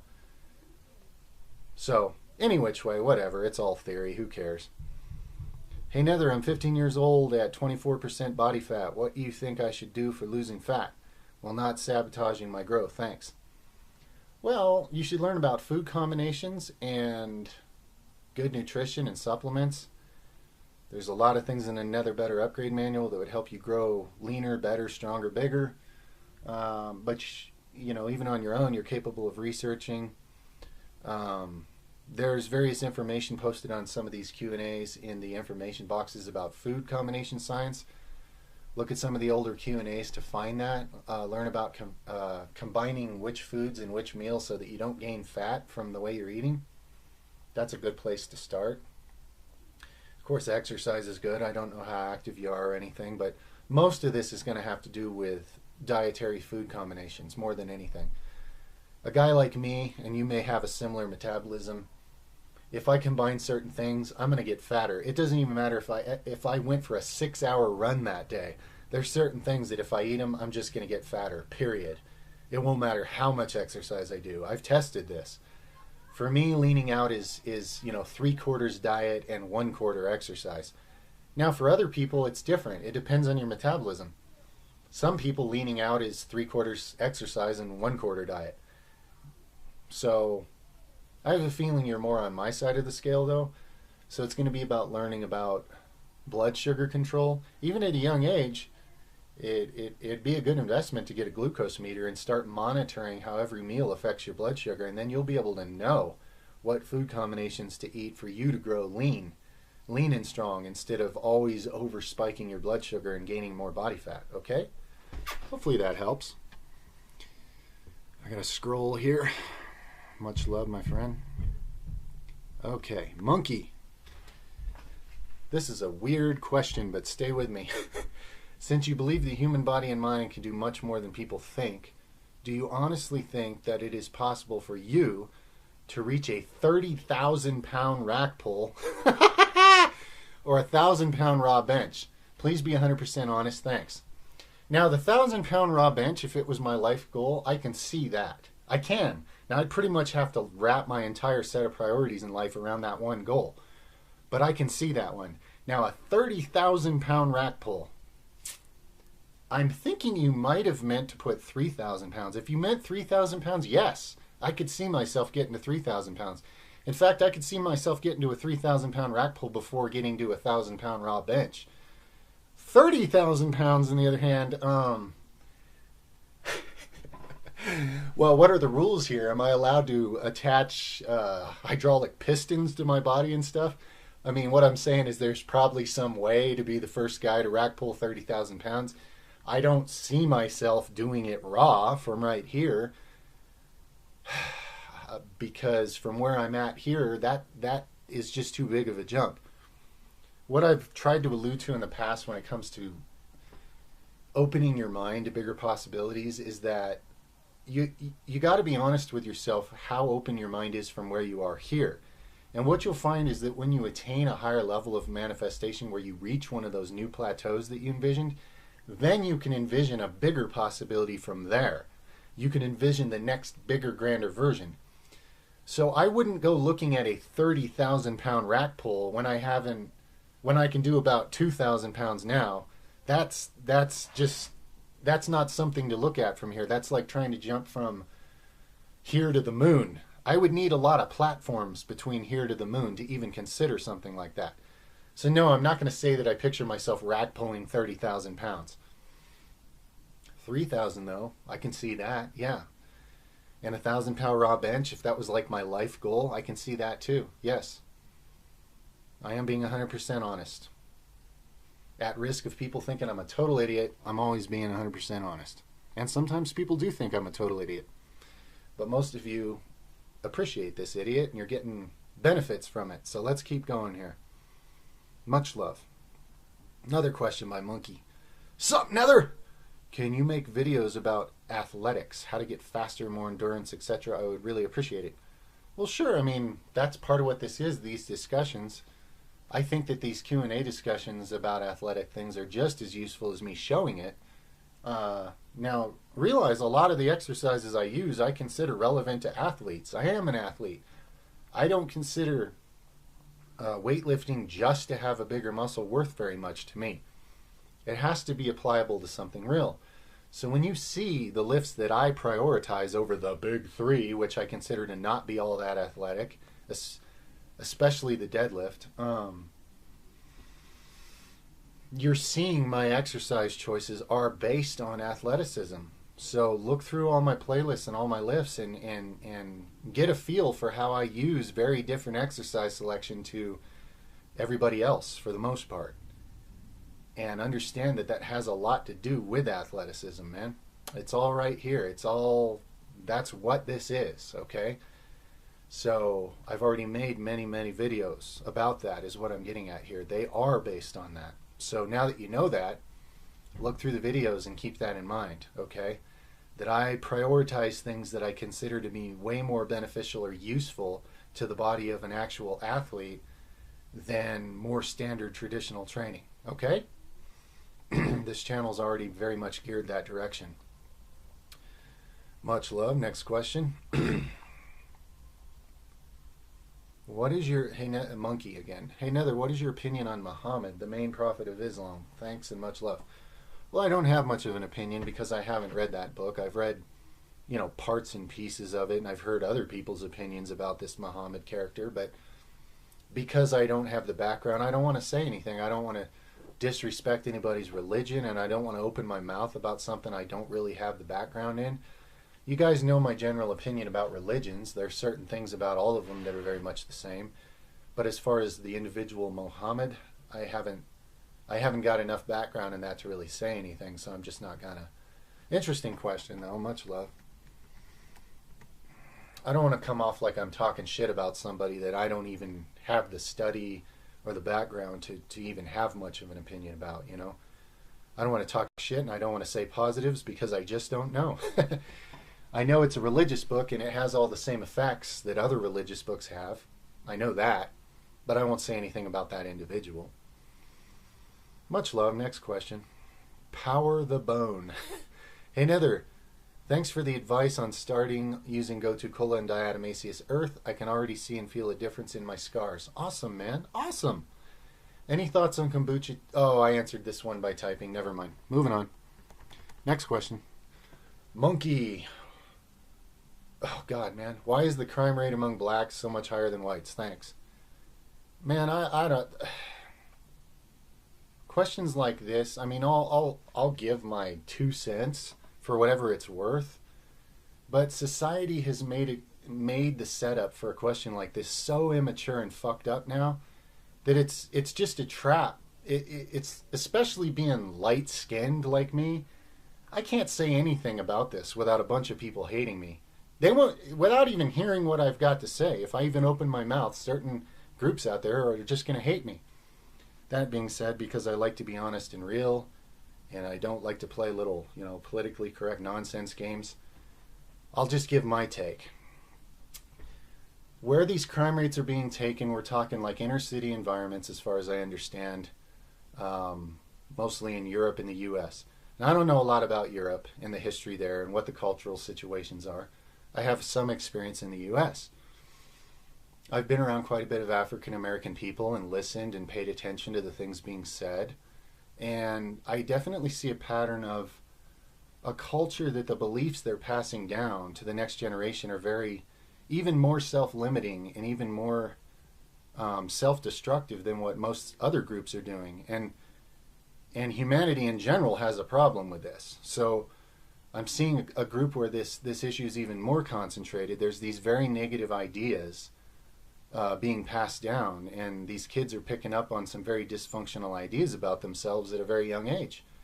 And I don't care what color you are, if you program your thinking a certain way, it leads to, among other things, a higher crime rate. So again, I don't think humanity right now is mature enough to even have discussions about things like this, because there's all these little agendas out there that want races fighting with each other, and want genders fighting with each other, and want religions fighting with each other, and want political groups fighting with each other, and want every possible way to keep all the masses fighting with each other so they don't do anything to actually improve their own reality.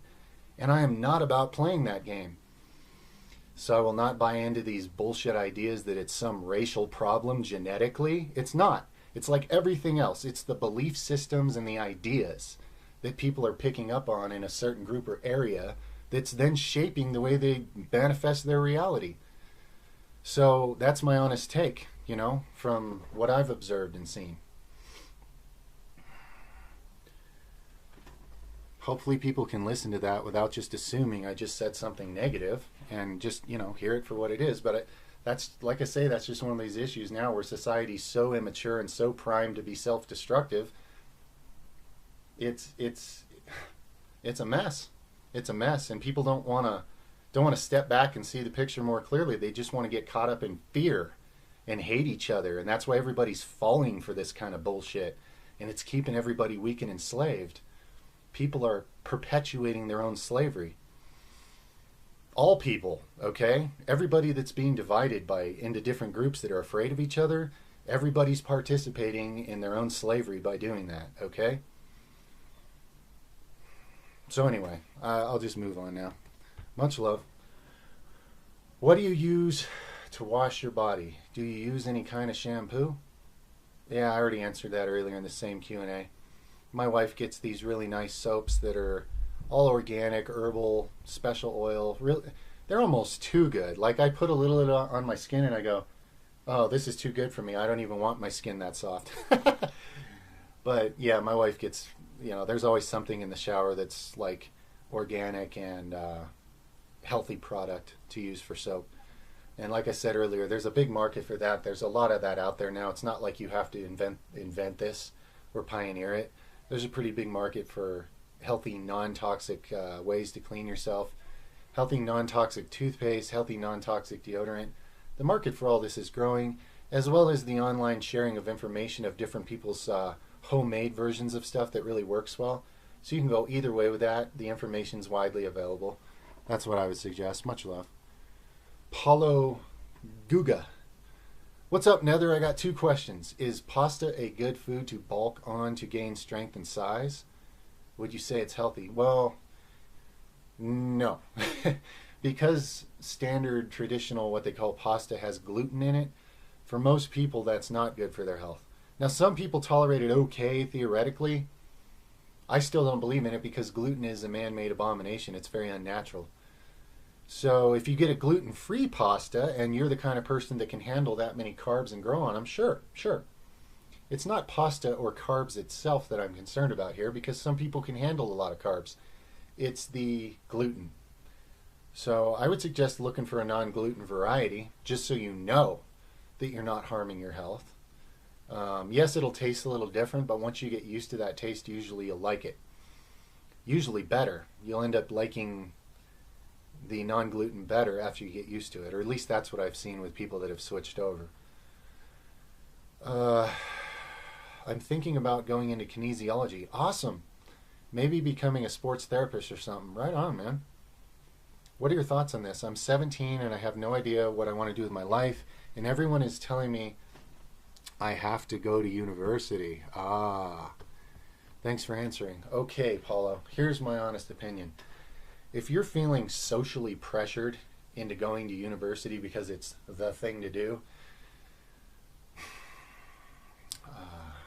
I'm not telling you what to do here, but I would encourage you to be very true to yourself, because going to university, for more people than not, ends up with them having big debts to pay back to something that really didn't pay off for them.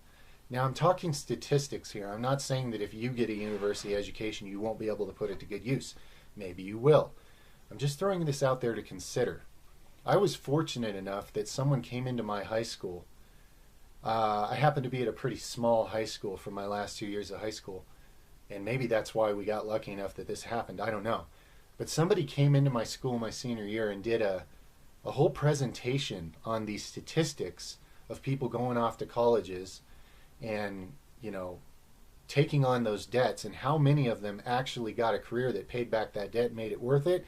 And when I saw how damn tiny the percentage was of people that are actually getting back what they go into debt for by going to a college, I knew instantly, no fucking way am I doing that.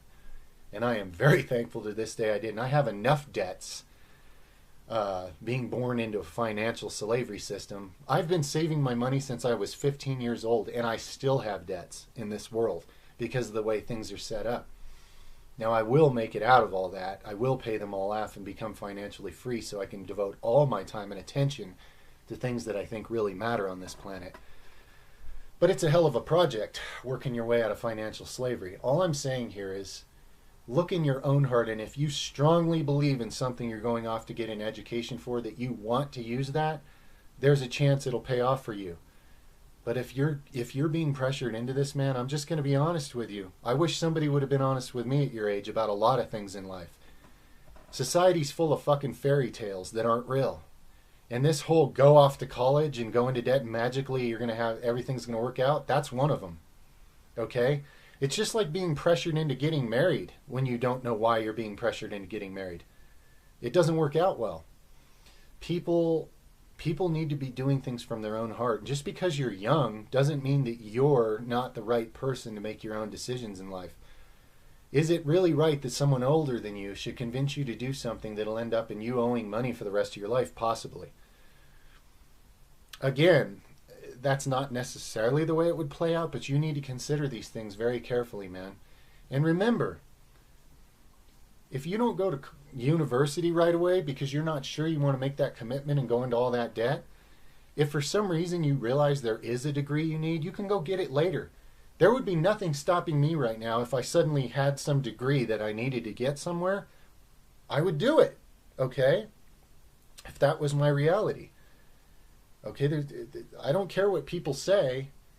Being rushed into debt as a 17 or an 18-year-old is pretty much the opposite of anything that makes sense to me, okay? So that's my honest 2 cents, my friend. I know it's probably the opposite of everything else you've heard. At the end of the day, I can tell you from personal experience, every time in my life I've allowed myself to be pressured into something that I didn't quite know why I was being pressured into, but I went along with it because supposedly it was the right thing to do. Every single damn time I've come to severely regret it down the line. That's why I make it very clear where I stand on a lot of things nowadays, and I just don't let people affect my decisions anymore. I had to learn the hard way many, many times that letting social pressures or voices outside of you tell you what your truth supposedly is, it doesn't work that way, man. Whatever you do it because it's in your heart, okay? That's my biggest piece of advice here.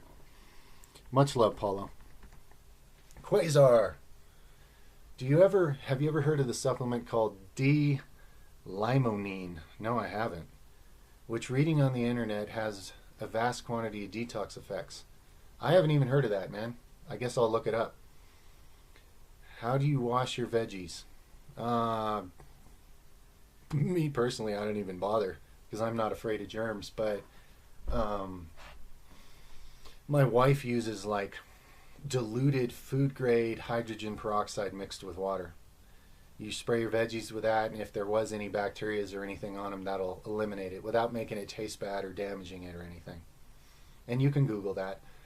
Food grade hydrogen peroxide diluted in water to clean vegetables. You can Google that and see how people do that. Much love. Can you talk about the shampoo products? For shampoo, guys, I just use organic, unrefined apple cider vinegar. It's not shampoo, but I use it in the place of shampoo. It's much better. Cleans all the junk out of your clogged follicles so your hair grows better. And it has a nice conditioning effect. Kind of makes your hair sort of shinier and softer. So it's a very nice shampoo. And it actually improves hair growth. Okay? A lot of shampoos out there, the chemicals and the alcohol and the way they're drying out the scalp, they're just contributing to hair loss. Raw apple cider vinegar contributes to hair growth. It's very noticeable. So there you go. And it doesn't take much, just, a little bit to wash your hair. Very affordable. Much love. Next question. Fatlam Krasniki.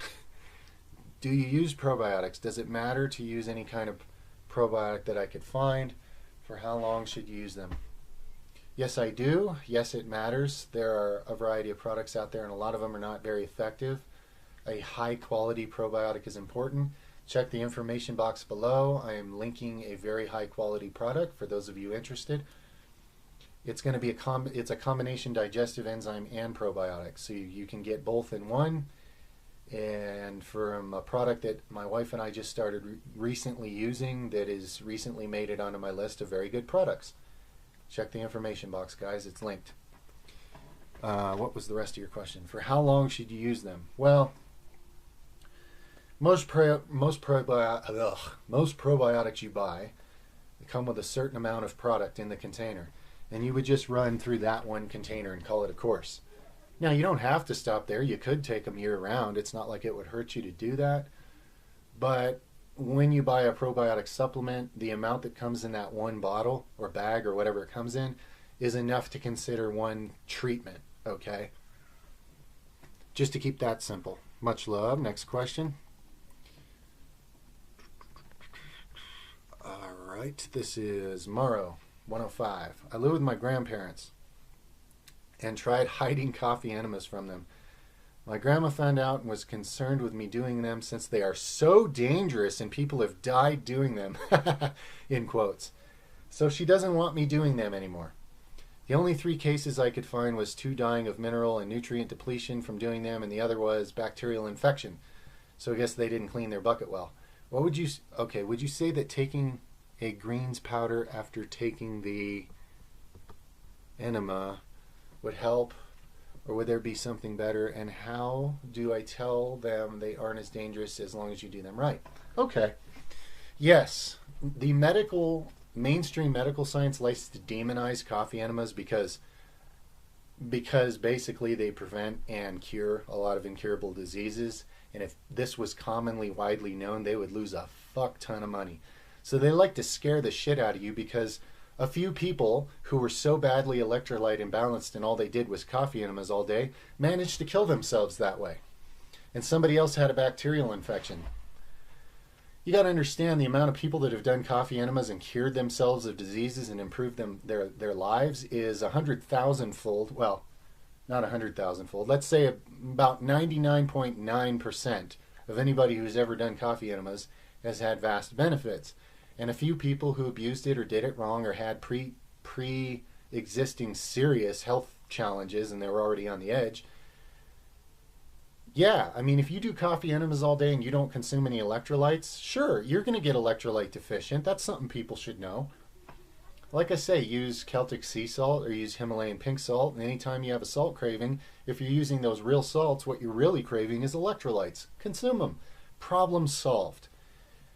It's just like with the sauna. I guarantee more people have probably killed themselves using saunas, becoming too depleted in minerals. Does that mean a sauna is a bad thing? Hell no. It means that human beings need nutrients, and they're deficient in them. So guys, if you're consuming all your nutrients, and that's why the Nether Better Upgrade Manual is a manual. It comes with all the things, okay? If you're applying all those things together, you're never going to have a nutrient depletion. All your nutrient levels are going to go up. I would never tell somebody just do coffee enemas all day and that's it. No. You need to know how to replace the electrolytes and you need to have a lifestyle that supports it. That's why the manual comes as a whole thing. That being said, do I think that it's dangerous that people experiment with coffee enemas? Hell no. Unless you're doing something ridiculous and stupid, like shoving something sharp up your ass and cutting your internal, digestive tract and giving yourself an infection. I mean, if you do dumb things like that, you can hurt yourself. If you put boiling hot coffee up inside of you, you're going to hurt yourself. But outside of stupidity and dumb things like doing, there's people that do 10 coffee enemas a day because they're just hooked on the euphoria. If you did that and you didn't consume the right nutrients, eventually your electrolytes are going to get very depleted or out of balance. Yes. That's why health it's a collection of practices that harmonize and work together. It's not any one thing. Now, as far as getting your grandma to stop freaking out from whatever fear-based headline she read, just look up some studies and show some of the testimonials of the health benefits, okay? there's a lot of good information about it. If she wants to educate herself just a little bit, she could feel a lot better about that and realize that you're improving your life, not killing yourself, okay? Now, as far as a good green supplement, yeah, I recommend that for anybody anyway. It's just a really good thing to have in your diet. But as far as the basic electrolytes that you can imbalance by doing a lot of coffee enemas when people are already imbalanced, a diet that includes a lot of plant foods is enough in and of itself. But on top of that, again, Celtic sea salt, Himalayan pink salt, anytime you crave salt, if you use one of those, you're keeping your electrolytes up. Boom, done, problem solved. Much love, man. It's not as complicated and scary as the medical institution would like you to think it is. They just don't want people doing things to empower themselves and taking control of their health, because they lose all their power and money. If everybody was willing to step up and take control of their own health, that entire gazillion-dollar institution is just gone. You know, there's a lot of vested powers that be that don't want that to happen. So that's why the general public is taught to be afraid of herbs and afraid of nutrition and afraid of doing anything to help themselves. They want you all dependent and helpless. And you guys are a special crowd on this channel, so too bad. Some people are going to take responsibility and empower themselves, and that's the way it is. And I love it. Much love. Next question. Slimmy Vlogs. Hey, Nether, I'm 15, 5'11", 218. I've been training for over a year. My bench is really weak. It's only 145 pounds. How can I increase this? Are you serious? You're 15. Okay, that makes sense. 5'11", 218. Guessing you must be kind of overweight if your bench is only 145. So, food combination science, better nutrition, better supplements, better detox, get your metabolism working better. All that's going to help. As far as just increasing your bench, two key points I'd like to make. One is that you need to increase all the balancing muscles like upper and mid back to be supportive, to give yourself the structural integrity to increase your bench without hurting your shoulders. So make sure you're doing that. And two, when it comes to actually just increasing the bench or any exercise, I like to keep it simple. What I like to do is set my safety pins or have my spotters there. Now, I don't have spotters personally, so I just set the safety bars. But my point is, when you're working with bench, have safety measures in place so you can push yourself without getting hurt if something goes wrong. And I like to unrack a weight heavier than what I can bench and lower it and try to pause in a really difficult point in the range of motion and then just resist it as it comes down. Do a heavy negative. And then get off and re-rack the weight. Take some plates off if you have to. Lift it back up, rack it again, get back under it, and do this maybe 4 times. Just a really focused, strong resistance of a weight that's a little too heavy for you to hold on a bench. I do that about once a week. Actually, you want to test your max, so I would do that every other bench press workout. That's what I would do. And then on my other bench press workout, I would simply work up to a 1 rep max. I'd see what your max is for the day, and then after that I'd do a little bit of volume work. I'd go ahead and lower it back down to 70 or 80% of your max and rep it as many reps as you can for maybe 4 sets. That simple, basic kind of an approach like that is what I would use. In fact, that's very, very similar to what I did use to get my bench press up that worked for me, okay? Back when I gave a shit about bench press and I had a goal. That's basically how I did it. Very simple, okay? But a lot of what will help you just increase as an athlete and strength and all that is health and vitality. Learning how to take care of your body really well, okay?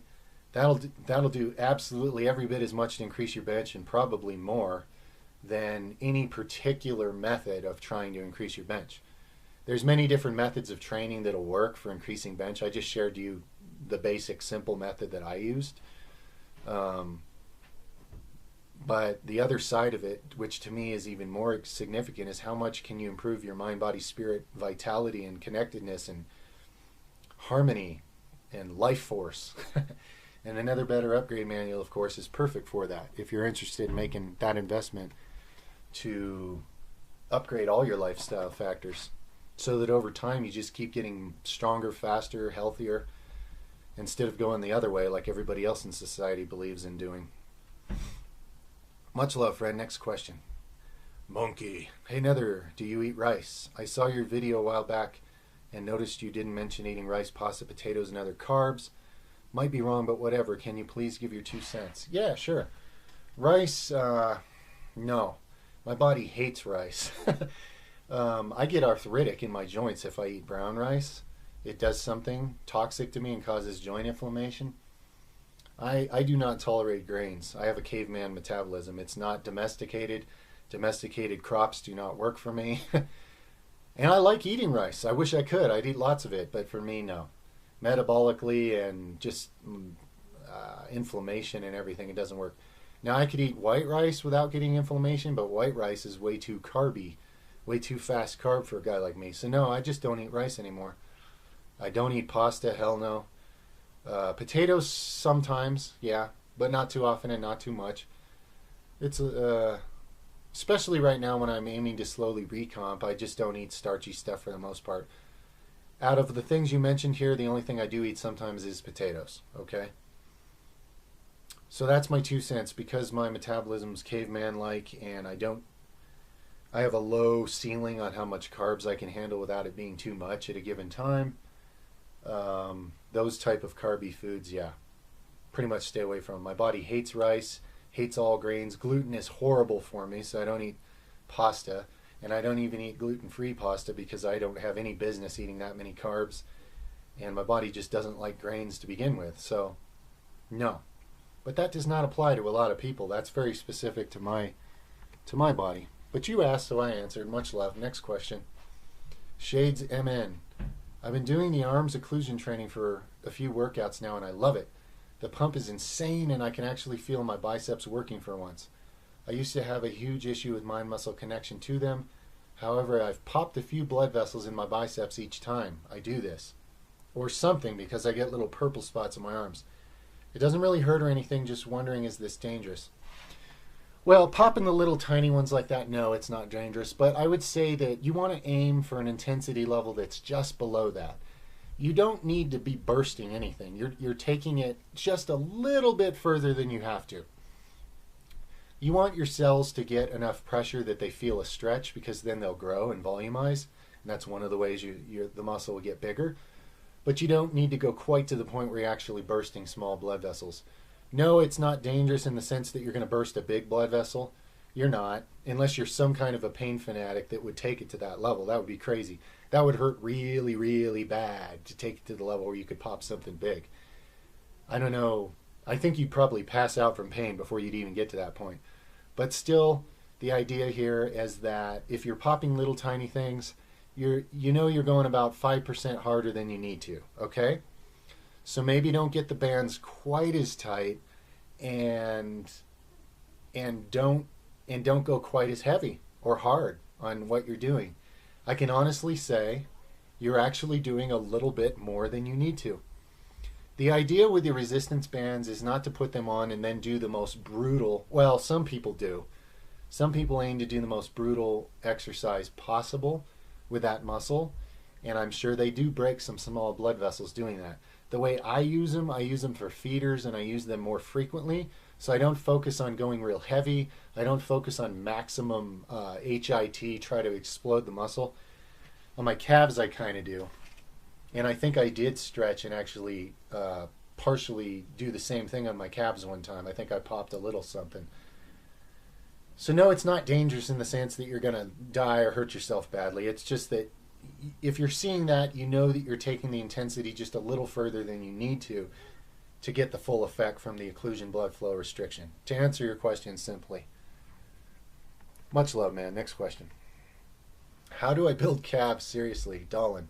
Well, I'm going to reference Sam or Nil.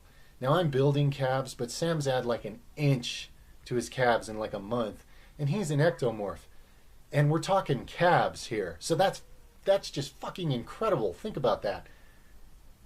Oh, I don't even think there's any huge juiced professional bodybuilders that add an inch to their calves in a month, ever. So Sam's calf training, to me, is the most impressive I've seen. Mine's pretty good. I did a recent calf training video. You should watch it, because it works.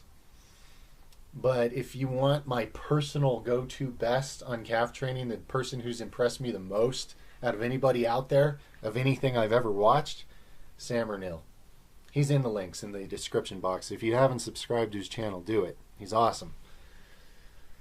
Much love. Next question. Hey Nether, I need help making a decision. I just turned 16 a month ago. I'm 6'3" and just about 200 pounds. I'm pretty weak with my max bench 190, max squat 335. Not sure about deadlift. Would you recommend I bulk or cut? Bulk or cut? You're 16, you're 6'3", you're 200 pounds. Now, I don't know what your body composition looks like. I'm picturing someone who's, you know, kind of mesomorphic. That sounds like pretty good dimensions. I don't know if you got quite a bit of body fat, you know, or not, if you're pretty lean. So I'm going to assume we're talking somewhere in the middle, kind of mesomorphic here. And if that's true, if you're looking at a kind of a mesomorphic body, I don't see any reason to do either, honestly. Now, if you're thinking that bulking is going to help your bench and squat go up, it will to some degree. But as a mesomorph, you don't really need to. You don't need to get fat just to add, 20 pounds to your squats. But if you have your mind made up and you're going to do one or the other, as far as getting your numbers up on your bench and your squats, the bulking path is going to help more with that. Is it necessary? No. The method I described above a few questions ago on how to increase bench, you can use that for both bench and squats. I've done it on both things and it helps a lot. At least for me, it worked really well. So you can apply that as a training technique. Me personally, I don't bulk or cut anymore because I find that it's like inefficient. It's a lot of different steps for a small amount of progress, whereas I can easily make that same amount of progress without ever bulking or cutting, without ever having to get too fat and then ever having to get too skinny. I don't have to do any of that. I just think slow, consistent gains over time, to me, at this point, are where I'm at. But then again, I'm more than 20 years into my training. So in your case, it may make sense to go ahead and do a good bulk. I did plenty of good bulks in the past. And, they always added strength and size. And then usually during the cutting process, I overdid it and lost a lot of what I gained. And to me, it was just weird. But you could bulk and then do a slow recomp. It's usually the cutting part that for me anyway, has been the biggest issue. And I know different people's metabolisms will do better with this, but a lot of times after a bulk, when I would cut, I'd end up losing most of whatever positive gains I made on the bulk, trying to cut hard enough to get as lean as I wanted. And I eventually realized that for me, cutting isn't even the best way to get lean. It's just not. I don't end up getting any leaner when I cut. I end up losing mostly muscle and water from my body and not as much fat. So I decided that I would rather keep all the muscle mass because it eats fat and just work on a slow recomp over time. But that's my metabolism. So in your case, as far as getting stronger, the bulking path is more helpful. I wouldn't overdo it. I wouldn't overdo the bulk and gain extra body fat. How about a lean bulk? How about you bulk just enough to be gaining mass, but not enough to be getting fat, okay? I'd aim for that. That sounds like a good, reasonable, approach from where you're at. Much love. Isanu Dennis. Okay. Hey Nether, I've been a little depressed lately and I need help. What should I do? Well, with nothing more than that to go on, I'd say, meditate. Learn to meditate. Learn to silence the monkey chatter in the brain. And then you'll find things from beyond that. And it will help. May not be instant. It's not like a pill you can get from your doctor that'll cover over what's going on while the root gets worse. But to actually help yourself in a way that actually gets better going forward, can't go wrong starting there. Now, in my Nether Better Upgrade manual, there's an entire neurotransmitter hormone upgrade stack to get your brain and body chemistry in a way better place, which makes it a lot easier to feel a lot better. Also, all the detox stuff in there makes it a lot easier. When your body's in a much better state of well-being, it's much easier to interpret everything in life in a much more positive light and to see the opportunity in something instead of just the problem. So that's another thing to consider if you're willing to invest in that and do that for yourself. Much love, my friend. Any suggestions to lean bulk while fasting? From Alexandria. Lean bulk while fasting. Well, do you mean, I assume you mean intermittent fasting, right? Because if we're talking full-on fasting, you can improve your overall body composition during a full-on fast. Very unlikely you're going to gain mass unless you're more one with the force than I realize, and you're actually condensing particles from the energy field around you, which it actually is possible. But anyway, without getting too metaphysical here, if you're talking intermittent fasting, it really is ideal for lean bulking because it makes you more insulin sensitive. It causes your anabolic processes to be more efficient and effective. It helps you tune your metabolism to burn more fat during the day and then to be more efficient with whatever proteins you eat in your eating window. So intermittent fasting really is geared for lean bulking. Now, as far as other tips with that, me personally, in order to lean bulk, I have to be careful what I combine with what. Or it's not a lean bulk, it's just a bulky bulk, start looking like a bear. Literally. And I don't want to literally look like a bear. So, so far as lean bulking, make sure your protein grams for the day are high enough in your eating window to feed your muscle gains. For me, if I come anywhere close to 1 gram of protein per pound of lean mass per day, that's plenty to grow on. Now that's me. I'm not an ectomorph, so my body's pretty good at building. I make sure that I consume plenty of healthy oils because my body runs well on them. I keep my carbs non-starchy, just lots of vegetables, raw and cooked, and herbs. Those are my low-carb sources. That's my way of lean bulking, is intermittent fasting and consuming things that my metabolism has what it needs to grow on without getting fatter as I grow, okay? Yeah, so hopefully that's what you were looking for, if I understood the question right. Much love. Joe Teal. Hey Nether, even at a low body fat, my love handles are still pretty prominent. Besides cutting, you got any tips? Yeah, I don't even advise cutting. Yeah, I have tips. Topically, you can try the formula that I've been getting a lot of good feedback on stubborn fat deposits as well as gyno. People mixing organic turmeric oil, or organic castor oil with organic turmeric powder. And like I told the guy in an earlier question on this Q&A, just mix it to a consistency where you can rub it on the area and it doesn't run off. It's not too runny, but it's also not so thick that it's like caked on there and it's just falling off like chunks of mud. So mix the right amount of powder and the right amount of oil to where the consistency is easy to rub on and it kind of stays on the area where you rub it on. That's what you're aiming for consistency. And you can rub it on stubborn fat areas.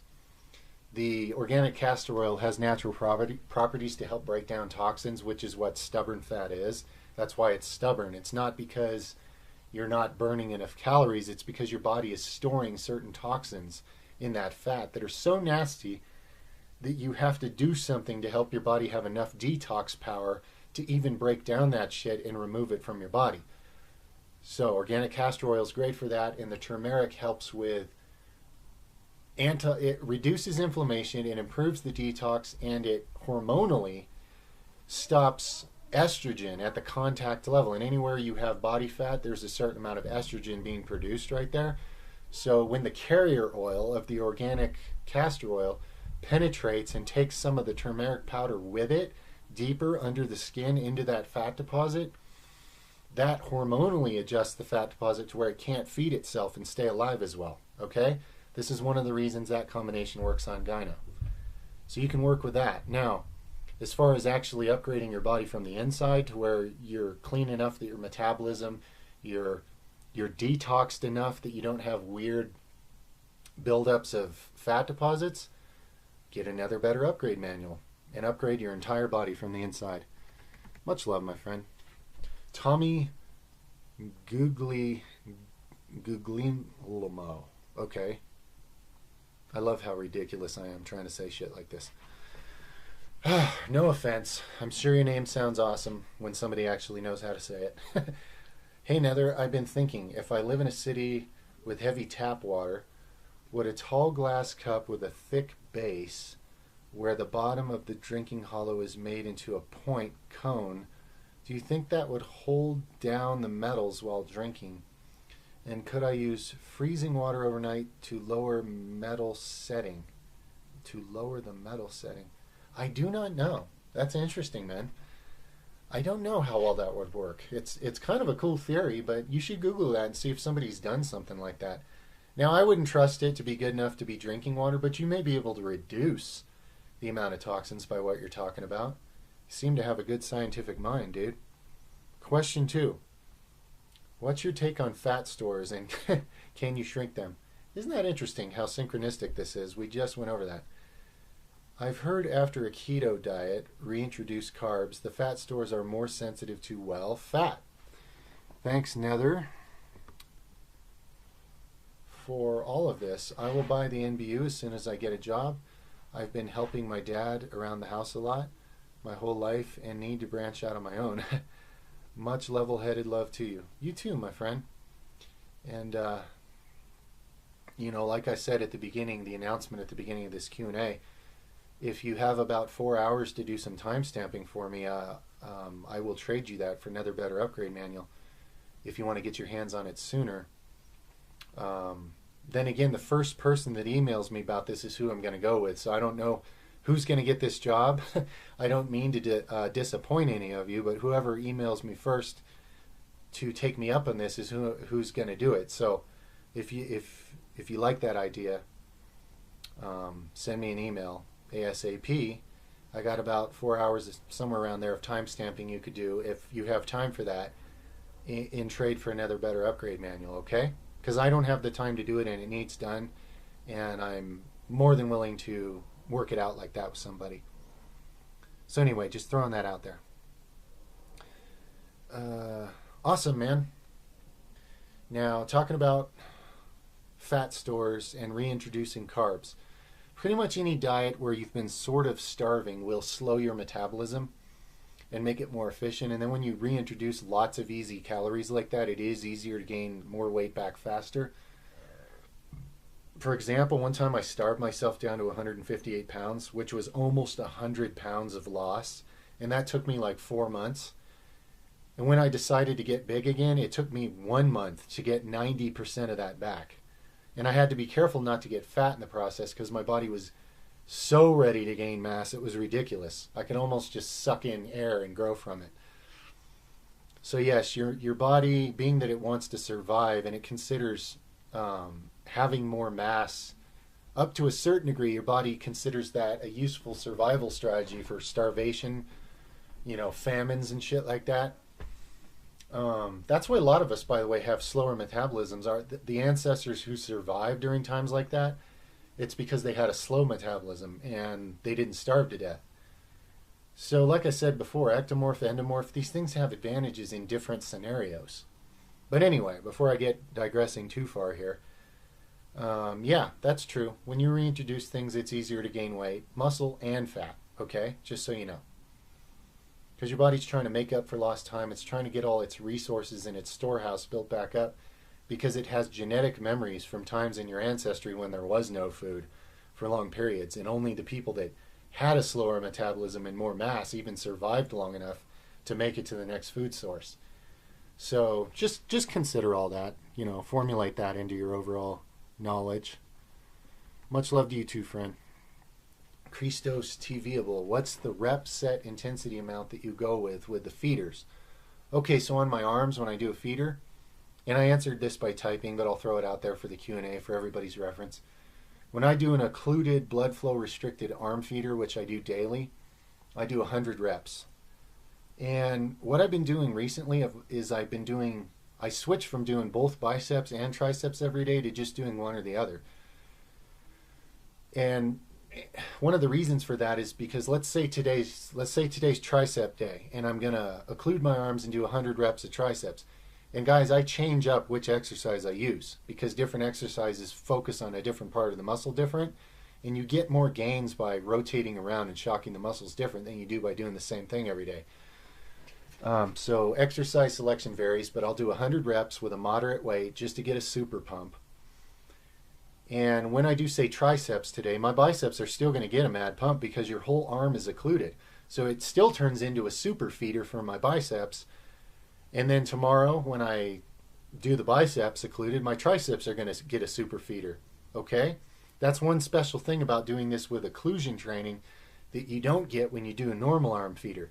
If you do a normal arm feeder, you pretty much have to hit both biceps and triceps to get the full arm pumped. But with the occlusion bands, you don't.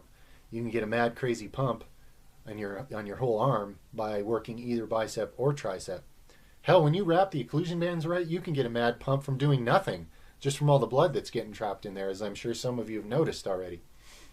Plus, this way, my recovery levels on, say, biceps, which I'm starting to do a lot more heavy stuff recently, with all the modified Zerker bicep overload that I'm loving, as well as the one-hand pull-up progression that I'm working on. That hits biceps heavily. So by only doing arm feeders on them every other day, I'm having a little better recovery for the heavy stuff. Triceps obviously get involved with some heavy presses and stuff.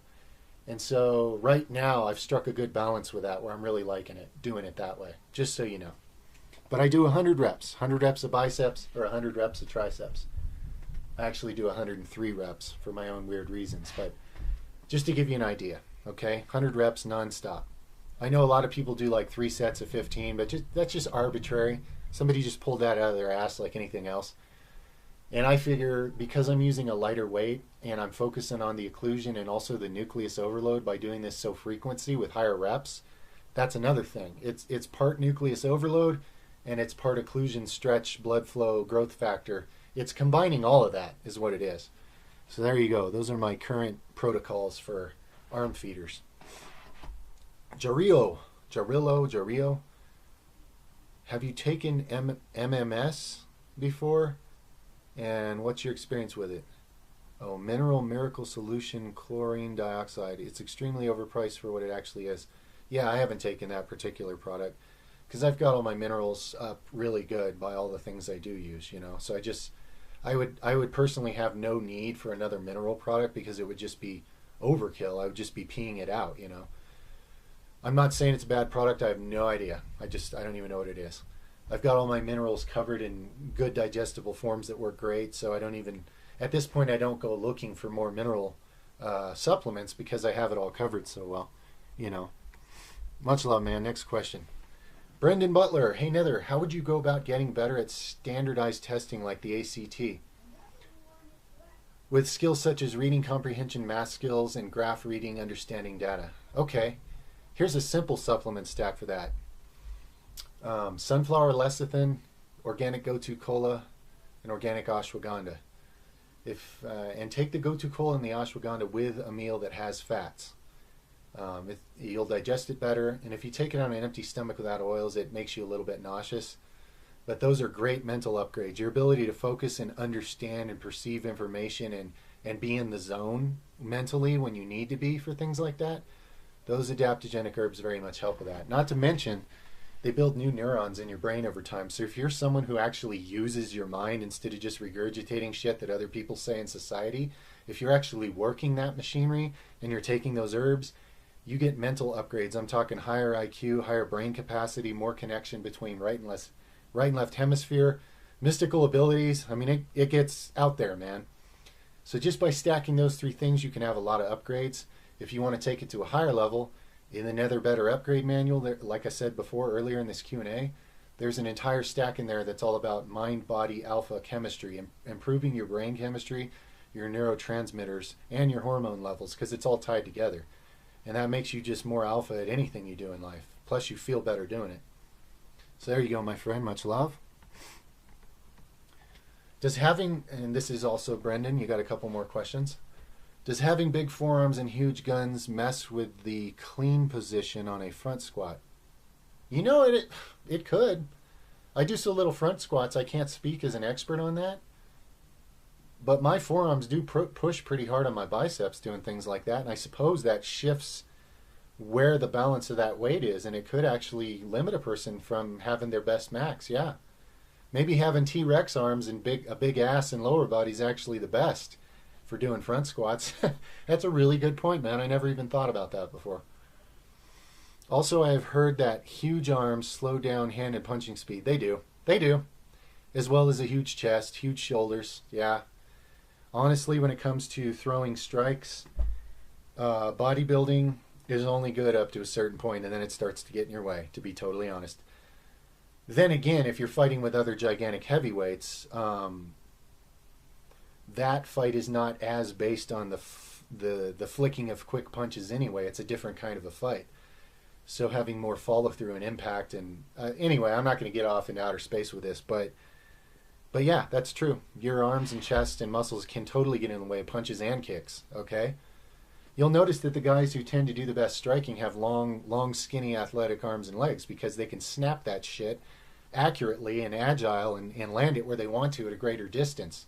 That's more useful than the guy who bench presses 500 pounds, who could punch your head off, but only if you hold still long enough that he can land that big punch with all that follow through. So it does have an effect. These are all very real considerations, yes. Now, flexibility and stretching will very much help, yes. As much as being bigger and thicker does limit your range of motion on certain punches and stuff, the more flexible you are, you can mitigate that a lot, yes. So again, I like the way you're thinking accurately here. Overall athleticism is a combination of many factors, and a person has to consider for themselves which balance of factors they think serves them best according to their goals. So depending on what the sport is, you got to weigh, how big do I want to be here? Where do I want the weight distribution? I can tell you this, a guy like me who has such a big upper body, I can throw punches that sweep my own feet out from under me, and I come off the ground. That can be a real issue, especially if you don't land that punch, because now you're airborne, you have no grounding, you have no control, and you're in a totally vulnerable place to get taken down or swept or get yourself punched, because when your feet are off the ground, there's not a lot you can do to move, right? So weight distribution throughout the body matters. I mean, these are all factors, man. And this is what's so fun about sports is there's always a way to improve upon what people are doing out there. People are a long ways from optimizing all the different ways to balance these things. To me, that's what's fun. A lot of people hate that. No, it's all been figured out for a long time. Just do it like this outdated idea. It's not true. There's infinite room for improvement to everything that everybody's doing. That's the fun shit, if you're alive. Anyway, before I rant too much love. Another question from Brendan. Hey Nether, how would you go about healing a groin strain and keeping it from returning? I'm about to take a few weeks of rest and have been thinking of getting the Go-To Cola and Diatomaceous Earth combo along with stretching and rehab from physical therapist. It always comes back when I play basketball, and I can take a temporary break from it, but now I refuse to quit playing because of a groin injury. Much love. Yeah, those supplements will help with connective tissue repair, definitely. And if you get the whole Nether upgrade manual and apply all those stacks, shit, man. Connective tissues go to a whole higher level. Now, because you're pulling this in the same place every time, it makes me think it's overly tight there. So even when you're done rehabbing and improving, you might want to keep working on your flexibility in that area over time to reduce the reoccurrence of these pulls. One thing I've noticed on my body, especially in my back, as much as back's a genetic strong point for me, it's also very tight. And I get more spasms in my back than I get anywhere else. And when I get one, it feels like a pull, but it's actually not a pull. It's a muscle that'll spasm and stay spasmed for days sometimes. It hurts like it's pulled, but there's actually been no fiber damage. It's just the thing's in a cramp. It's like holding itself in a cramp. And that's because certain muscles are just too tight in relationship to other ones, and it causes a spasm. So I really feel like if after your rehab you continue to work on your flexibility in that area, that may very much reduce your spasms and cramps and pulls. And obviously those supplements are going to help with the integrity of connective tissues. So yeah, that's my 2 cents. Much love. It's Chris FTW for the win, right?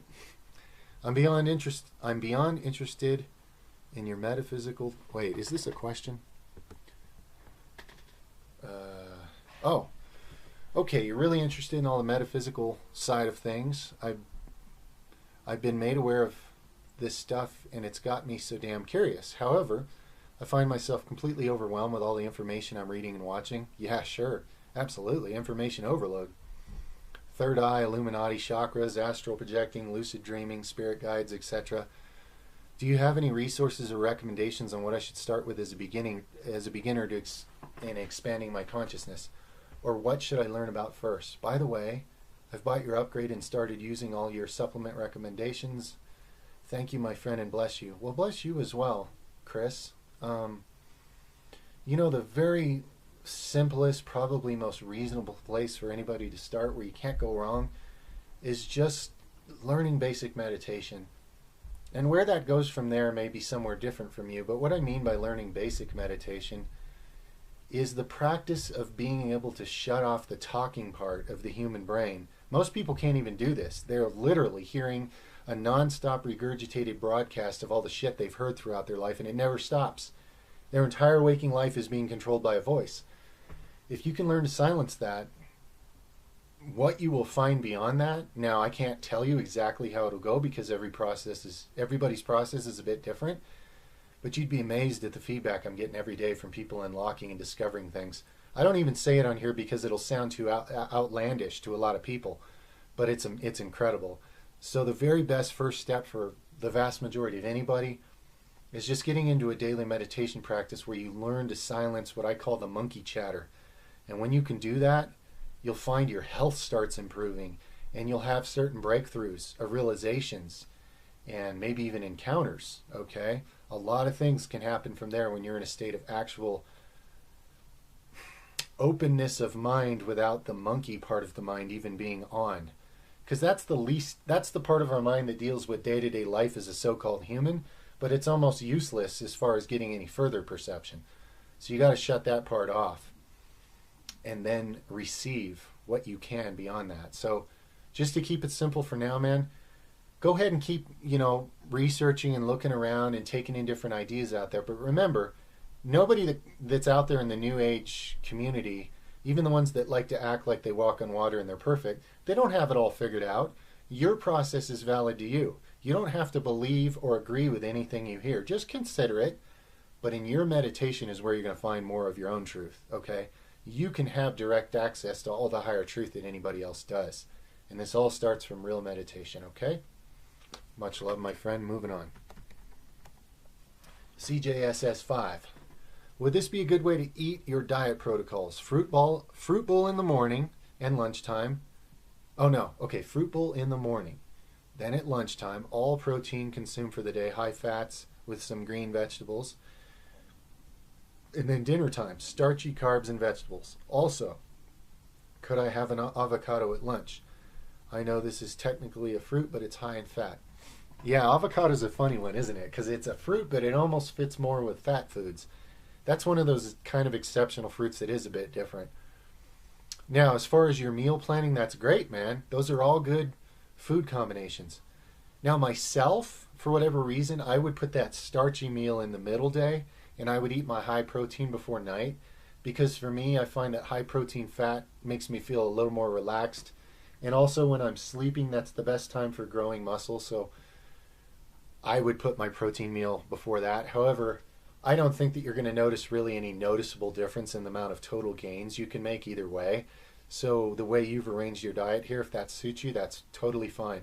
And remember, with that starchy meal before bed, late at night or whatever, you could eat a bunch of lentils with that and get quite a bit of protein in that meal. Lentils are somewhat starchy themselves, so they would go along with the rest of the meal, but they're an exceptional way to actually get some decent protein in a starchy meal. Lentils are key for that, okay? That right there, that one little tip right there could help a lot of people that are working with this, how to go more plant-based, how to eat proper food combos. That one little tip right there can help a lot of people arrange their daily diet in a more suitable way. So that's something to consider. Yeah, and I'd say you could throw in some avocado at lunch. I don't think it'll be a problem. Yeah, that'll work. That'll work, man. That'll work well. Nice. Jakob 95. Hey Nether, do you have any tips on how to train your hamstrings if you can't do deadlift type exercises because of low back pain? I think I answered this by typing. My favorite hamstring exercises is Nordic curls. So As long as you can do those without your low back hurting, it's very minimal, the amount of lower back. Basically, your lower back is just holding up your upper body. That's it. There's no added weight. And they're great for overloading the hammies. You can do like a long set of negatives on, you could do Ernil method transcendent training on Nordic curls and use a push-up on the positive and just do 100 negative resistance. You'd probably have the most overwhelmed hamstrings. Talk about some leg bicep growth. Holy shit. You'd become the Arnold of leg biceps. If that makes any sense. Anyway, I'd look into Nordic curls, man. Much love. Kid Gaines. What a cool name. Hi Nether, I have a problem I'd like you to help me with. So it goes like this. Today at the gym, while I was going through my workout, my gym coach told me with disrespect that I don't know what I'm doing because I always do different exercise when I'm training and that I'm just messing around lifting heavy weight and that no results or gains are going to occur for me. Your gym coach? Today at the gym. Are you like talking about like in school? Is this like a high school gym coach or a college gym? I don't know. But you have a coach. That's interesting. Okay. He said that if I will keep doing what I'm doing, he will have to stop letting me train, basically kick me out of the gym.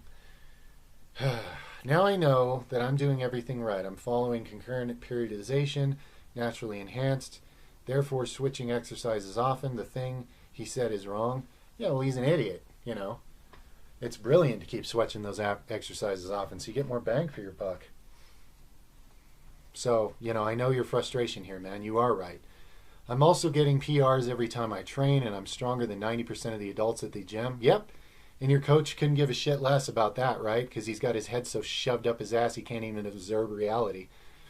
Pretty typical for unconscious human beings on this planet. Okay, overhead press, squats, deadlift. You're getting PRs on all those. So it's obviously working. I don't have pains or anything like that. You're 14. Wow. So you are in high school, I guess. My question to you, 14. I think I got held back. I was probably still in junior high when I was 14. But anyway, enough of that trivia. My question to you is, how can I keep on training the way I like without getting kicked out? Hey man, I don't know. Because if it's his gym and, you know, I don't know what to tell you. That's a real conundrum. You're being limited by the small-mindedness of an adult waste of space, basically. You have a very alpha way of confronting problems in life, and I'm sure you can help me out here. Thanks. By the way, thank you for spending a lot of time to help people you don't even know, and for free. Most people won't even consider such a thing. Much love and respect. Well, thank you, man. Thanks for caring, and thanks for applying what you can to your life of it. That means a lot to me. That's all I want is people to benefit, you know? That makes me feel better. That makes my reality better. So I'm honored and much love and respect. Man, you're a heck of a 14-year-old. To know that you're doing this right, to have this confidence, to be making those gains, I have a lot of respect for you. I wish you didn't have such a limitation of a gym coach in your way. You know, the truth is, if he's in charge there, you may have to water down your training or alter it enough that his piss-poor little ego doesn't feel the need to throw you out of his gym, because that's all it is. You got a grown-ass man with a retarded little ego problem, and he has a problem with your progress because it goes outside of his mediocre, mindless way of doing things that he's never questioned in his entire life. So this may be one of those deals where you have to put up with this and compromise for a little bit, only so that once you step out on your own at age 18 or whatever, when you start to get more control of your life, it'll be all that much more clear to you and all that much more meaningful to you to follow your own creative path and not have to be limited by this kind of bullshit. There's a very good chance that that's what this is, that this is an opportunity to see it really clearly for what it is, so that going forward you'll never forget just how hung up and lost and asleep most of the world is. By being in a situation where someone else's lack of consciousness is limiting you, once you get out of this situation and past it, you're going to have that much more awareness about where most people are operating from on this planet. And this doesn't just apply to the gym, it applies to everything. You got an entire planet covered with people that are mostly unconscious. They've mostly shut down to the point where they just regurgitate shit that doesn't even mean anything. And that's all they believe in, and they're not open to anything better. And this is why we're in this together here, guys, to make a difference. Because anytime you open yourself up to something better, it does make it a little bit easier in this world for somebody else to do so. I'm not saying your gym coach is ready for that, but you know, you're the mature one here, and you're being held back by the environment around you, and that's what's common to this world. Anytime you're ahead of the curve on anything, you're being held back by everybody else. It is what it is. So if you need to compromise a little bit to not get kicked out of gym class, try to figure out with him how much you're going to have to compromise for his pathetic ego to let you be there, so you're not outshining him as a man so badly. And then try to make the best of what workouts you can do. And if you can start accumulating a few workout stations, maybe on your own free time at home or something. And remember, look at how I do things. You don't even, there's a lot of ways to work out muscles where you don't actually have to buy any equipment. So you can use some of my ideas there to fill in some of the gaps of where he's limiting you on your training to cover your bases. Because I can tell even at 14 you're already wise enough to be way more advanced trainer than whoever this gym coach is. You're more equipped to, hell, you should be teaching the class. But anyway, it's an unideal situation, but I think it's just going to give you that much more context and conviction in your life going forward of how significant that is. I think that's why you're seeing this so clearly at such a young age, so that you can make a real difference in this world going forward as someone who's not limited to mindless, pointless, repetitive behavior. Much love and respect, man. I hope that helps to some degree. Curious Jimmy, 1999. Greetings, friend. I was wondering how many plants and herbs you can mix together.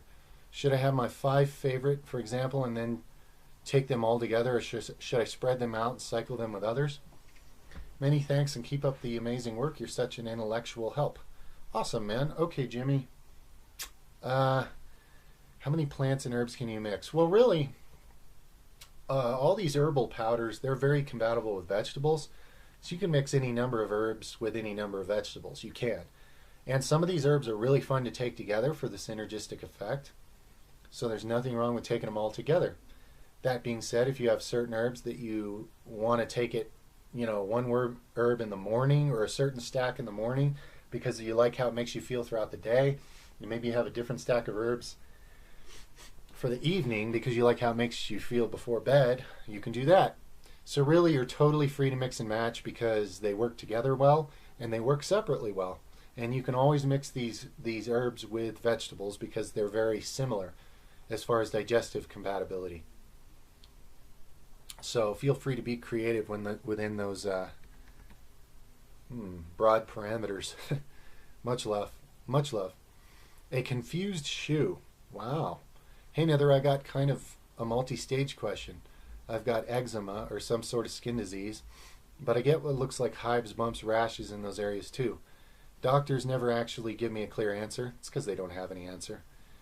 And I've had it on my 2 knuckles as well as my forearm, elbow, and it gets really itchy often to where if I resist the itch, it can literally feel super itchy for up to 24 hours.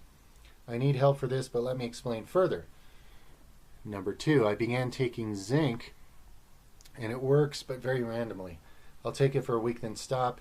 Every time I start up again, the eczema can disappear in 2 days. Okay, this tells me right here, the zinc is strengthening your immune system just enough to start to fight back this condition.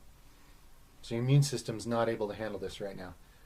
It'll eventually come back after a week or so. I also take vitamin C and the same thing, random effects, right? Little bump in the immune system. It starts to get ahead, but it doesn't really have the fortitude to defeat this right now. I use bentonite clay a few times a week to detox, but so far the disease is pretty random on how it heals. It's starting to make me feel insecure because kids in my high school ask what's wrong when they get grossed out by how infected my 2 knuckles look. My mom works in a doctor's office, so she and my dad don't believe in true healing. Oh, God. No wonder you're in this situation, man. They don't believe in true healing at all, and they think I'm crazy when I hate on modern medicine. Yeah, don't bother hating on modern medicine. They're just going to get defensive, and that's going nowhere. just focus on real cures for yourself, you know. And obviously you're going to have to pioneer this yourself, which means you're going to probably end up being a leader in this world by having to go this path with no support. So sorry for the long question, but I've been dealing with this for a year now. Very much love to you and your family, Nether. Thank you. Very much love to you and yours, whether they're understanding of you or not. So first of all, if you haven't yet, eliminate dairy and gluten from your diet. There's a huge percentage of people that just by doing that, they'll get over things like eczema. Gluten is horrible for the immune system, and dairy is as well, because it clogs the entire lymphatic system, which just makes your immune system go downhill big time. And then all this garbage builds up in the body to a degree that your immune system can't even fight it back anymore. So eliminate those two things. You may cure this by that alone. However, if that doesn't do it, I'd recommend another Better Upgrade manual.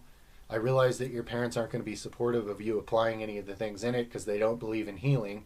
Isn't it awesome that we live in a world where the medical professionals don't even believe in the concept of healing? Could we even have any bigger red flags or signs or symbols to anybody that's actually conscious enough to fog a mirror? But then again, it's scary to look at reality for most people. Anyway, I have a lot of respect for you because you're young, yet you're obviously an old soul because you're already starting to see through a lot of this shit. That's incredible. You can totally heal this. It's a buildup of garbage in your body. Your immune system's weak. Your body's toxic, so all kinds of shit is living in your body. It's all entirely fixable. Obviously, you're going to need deeper detox, and you're going to need deeper nutritional upgrades than the little bit of a bump that the zinc and the vitamin C has been giving you.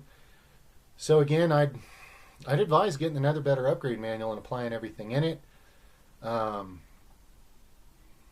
that's going to be difficult, of course, to do when you have parents that are against it. So the simplest and easiest thing you can probably do that they hopefully won't be against you on is to eliminate dairy and gluten completely from your diet, okay?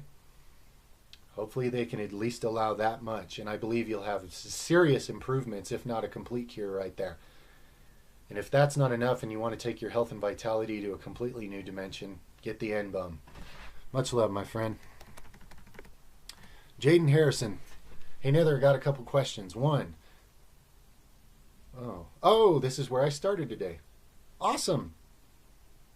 So we're going to call it there today. Right on. I didn't go past recording. I don't have to be cut off at the end. This has been a great Q&A.